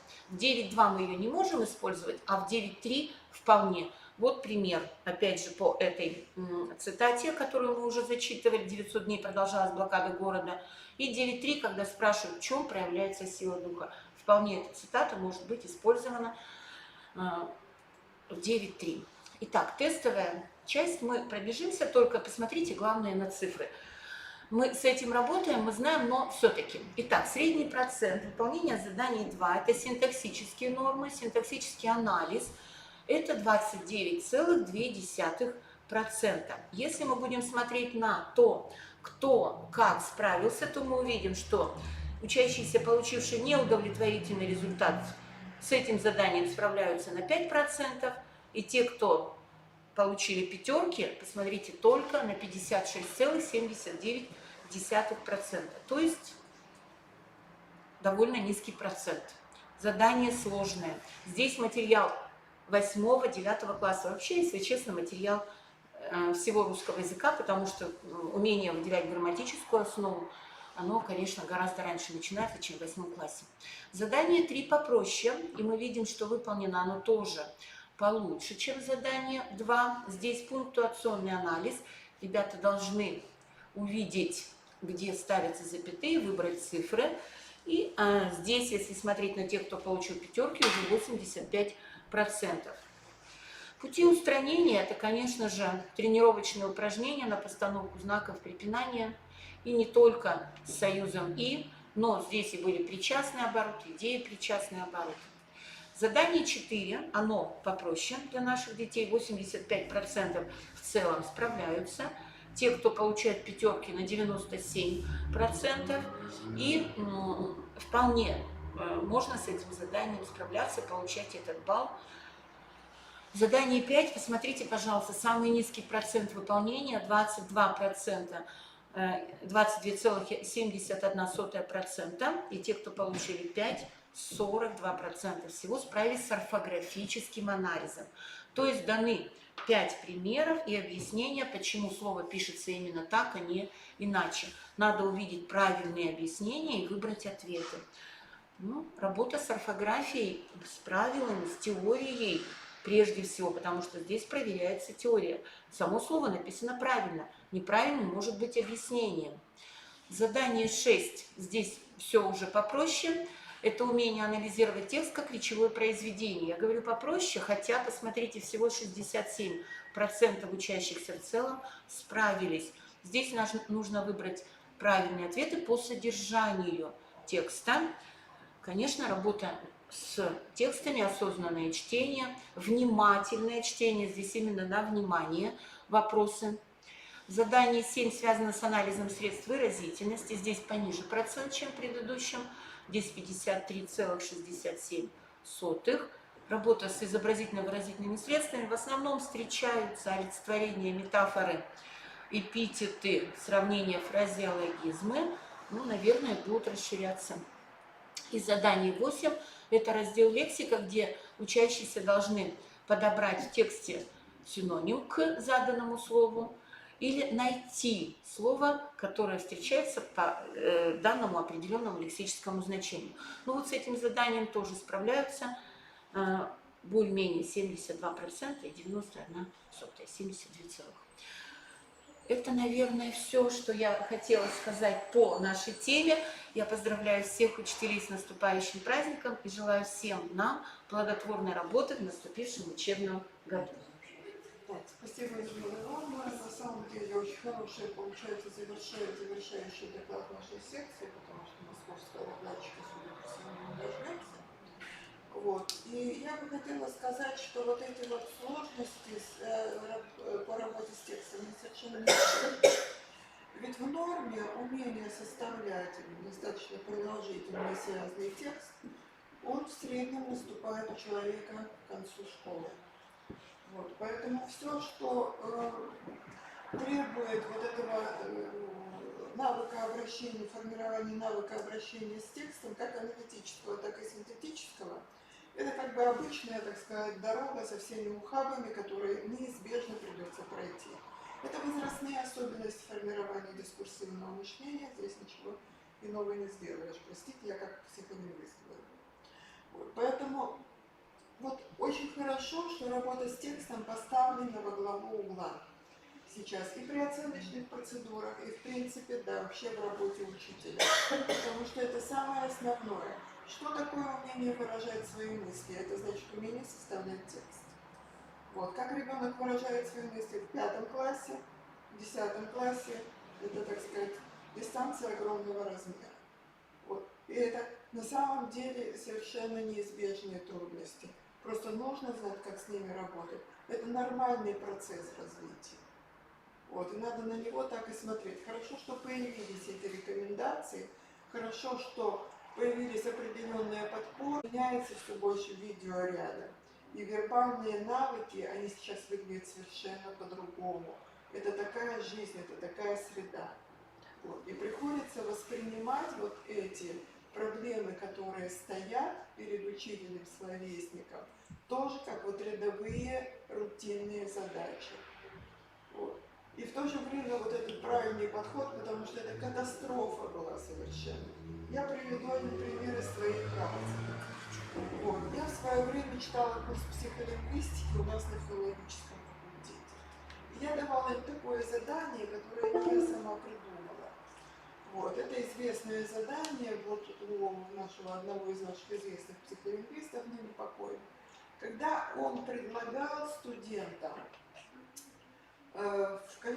используя не более 10 слов, вот, но кроме служебные сюда не входили, потому что вы знаете, что служебное слово со знаменательным это единое фонетическое слово, можно было. Вот. Путем последовательности ключевых слов выразить содержание романа «Преступление и наказание».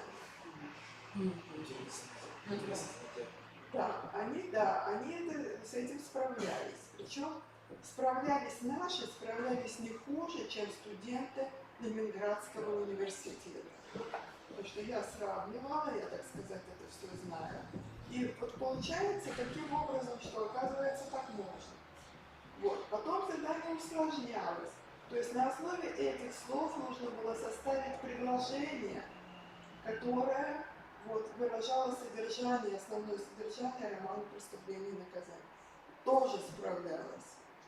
Вот. И когда я буквально вот где-то, наверное, лет 5 назад предложила это же задание по другой дисциплине, мне просто нравилось. Вот. Это была катастрофа. Причем катастрофа была как у маркетологов, с которыми вот я сейчас работаю, я просто междисциплинарщик по своему, так сказать, образованию. Вот. И у филолога было точно так же. Текст был курс был теория текста и дискурса магистратура. Вот процент выполнения был намного ниже. Вот мне говорят о том, что они просто не увидели этого основного содержания. Вот. То есть вот эти навыки, они еще и объективно деградируют. То есть слова вы им давали, 10 слов они получали? Да, нет, они не получали. Они сами, то есть сами 10 слов. Потом последовательность, да, а потом предложение, в котором все 10 слов. Да, ну не обязательно. Можно любые цифры, можно не 10, да, все понятно. Можно заменять слова, ну, потому что связанное предложение с последовательностью существительных не сделаешь. Вот. И вот таким вот образом. Это упражнение. Да, вот это упражнение. Это можно давать, вот, кстати говоря, на выделение ключевых слов на текстах разных типов. Потому что на самом деле потом что получалось? Получалось, что основное содержание, оно выходит в заголовок «Преступление и наказание». Причем основное содержание. Почему-то заметил интересно, вот я в своем опыте тоже принимаю такой метод, вот по литературе, я сейчас готовлю ЕГЭ детей, и проблема с тем, что не могут находить основную мысль. Да? И я вот такое задание готовлю для детей, допустим, курс 11 класса литературы, доктор Живаго, да? Произведение доктора Живаго, я говорю детям, найдите фразы из романа, которая целиком, полностью, тонко формулирует смысл. Очень сложный да. целого романа, да? Да, но некоторые находят, тот, кто читал. Она может быть не одна, их может быть много этих фраз Ну, в романе. Конечно, они же все сигнализируют. Да. Ну, вообще-то у детей самая главная сложность вообще составить, мотать. Ну, это понятно. Вот именно, знаете, такой анонс вот составить. Я говорю, ну не пересказывай от начала до конца, бабушка вышла из подъезда и чем закончила. Ты мне скажи, что, о чем этот фильм даже, вот критики у меня. Или вот, допустим, взять Обломова, да, там есть фраза Штольца, началось все с неумением надевать чулки, а закончилось с неумением жить. Кто читал эту фразу, кто читал роман, они понимают, что вот эта именно фраза, она является символом всего романа. И вот, допустим, взять «Преступление и наказание», да, то же самое, такие же фразы присутствуют.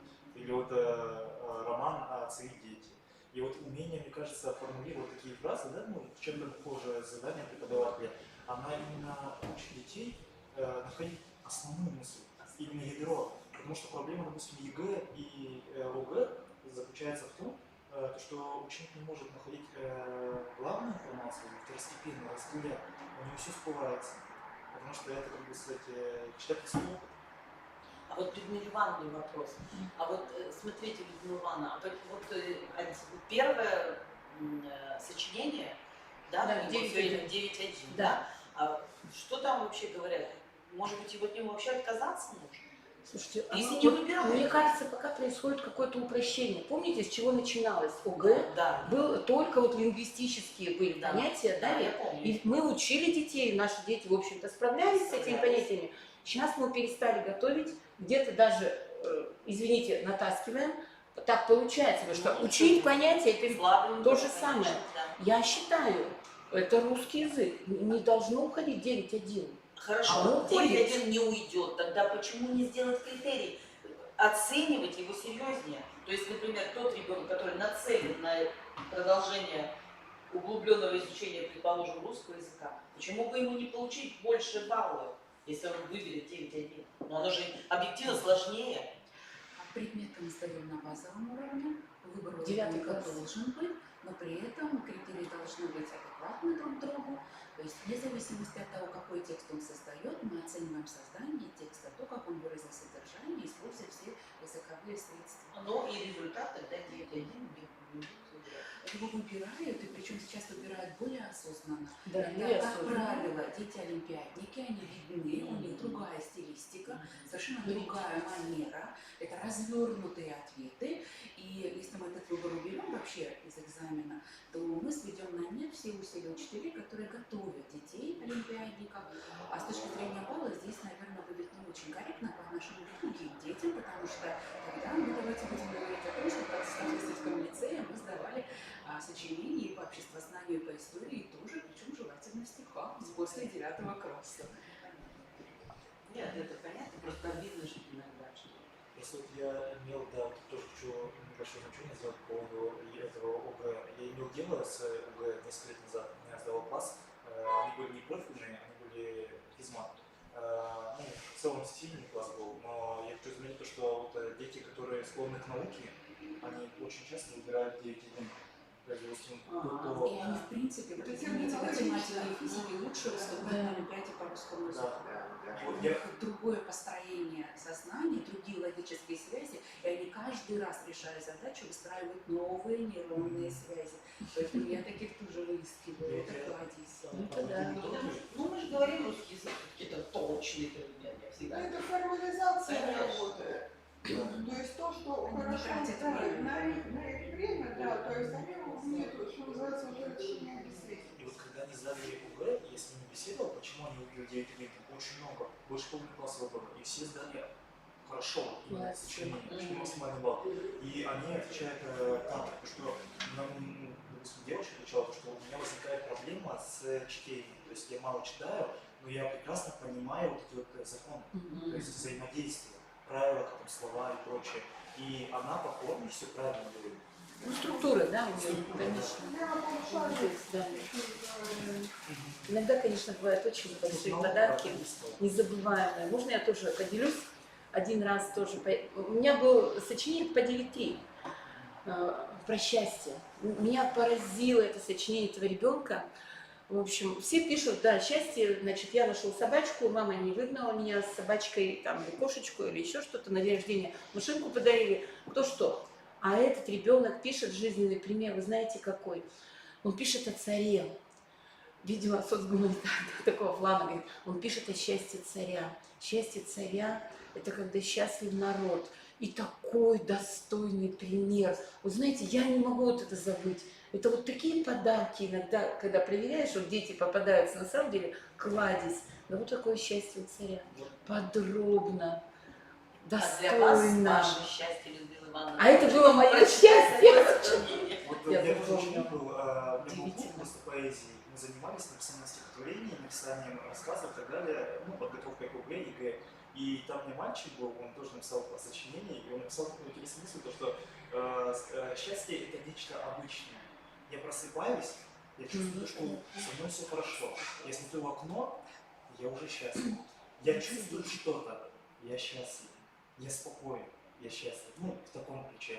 То есть основные какие-то простые понятия – это для него счастье. Счастье – это отсутствие счастья. Ну, кстати говоря, вот я хотела еще Вернуть? Нет, насчет клише.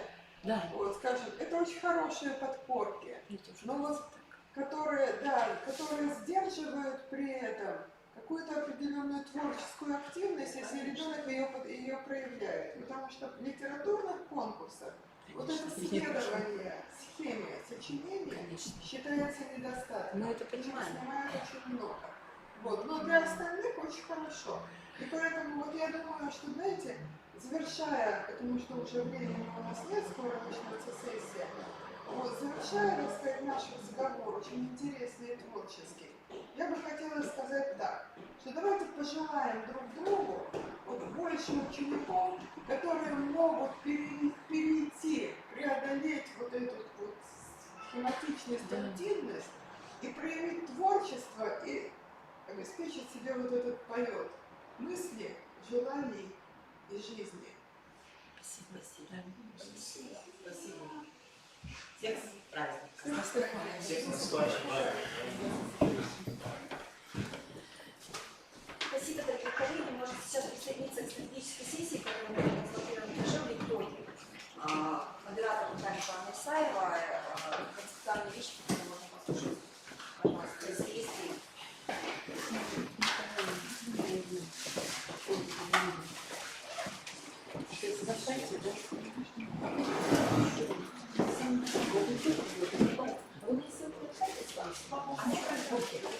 А потом прочитали себе, извините, пожалуйста. Я не могу.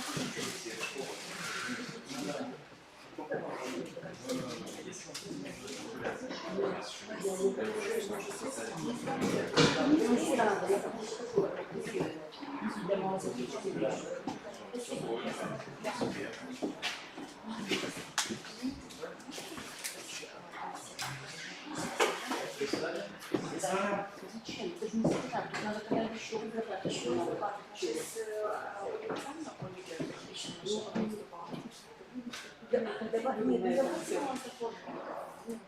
Нет, давайте, не знаю, именно с какой-то периодичностью я же говорю, то есть я у нас сами говорила, что Андрей число неделю, но я говорю, что может соединиться.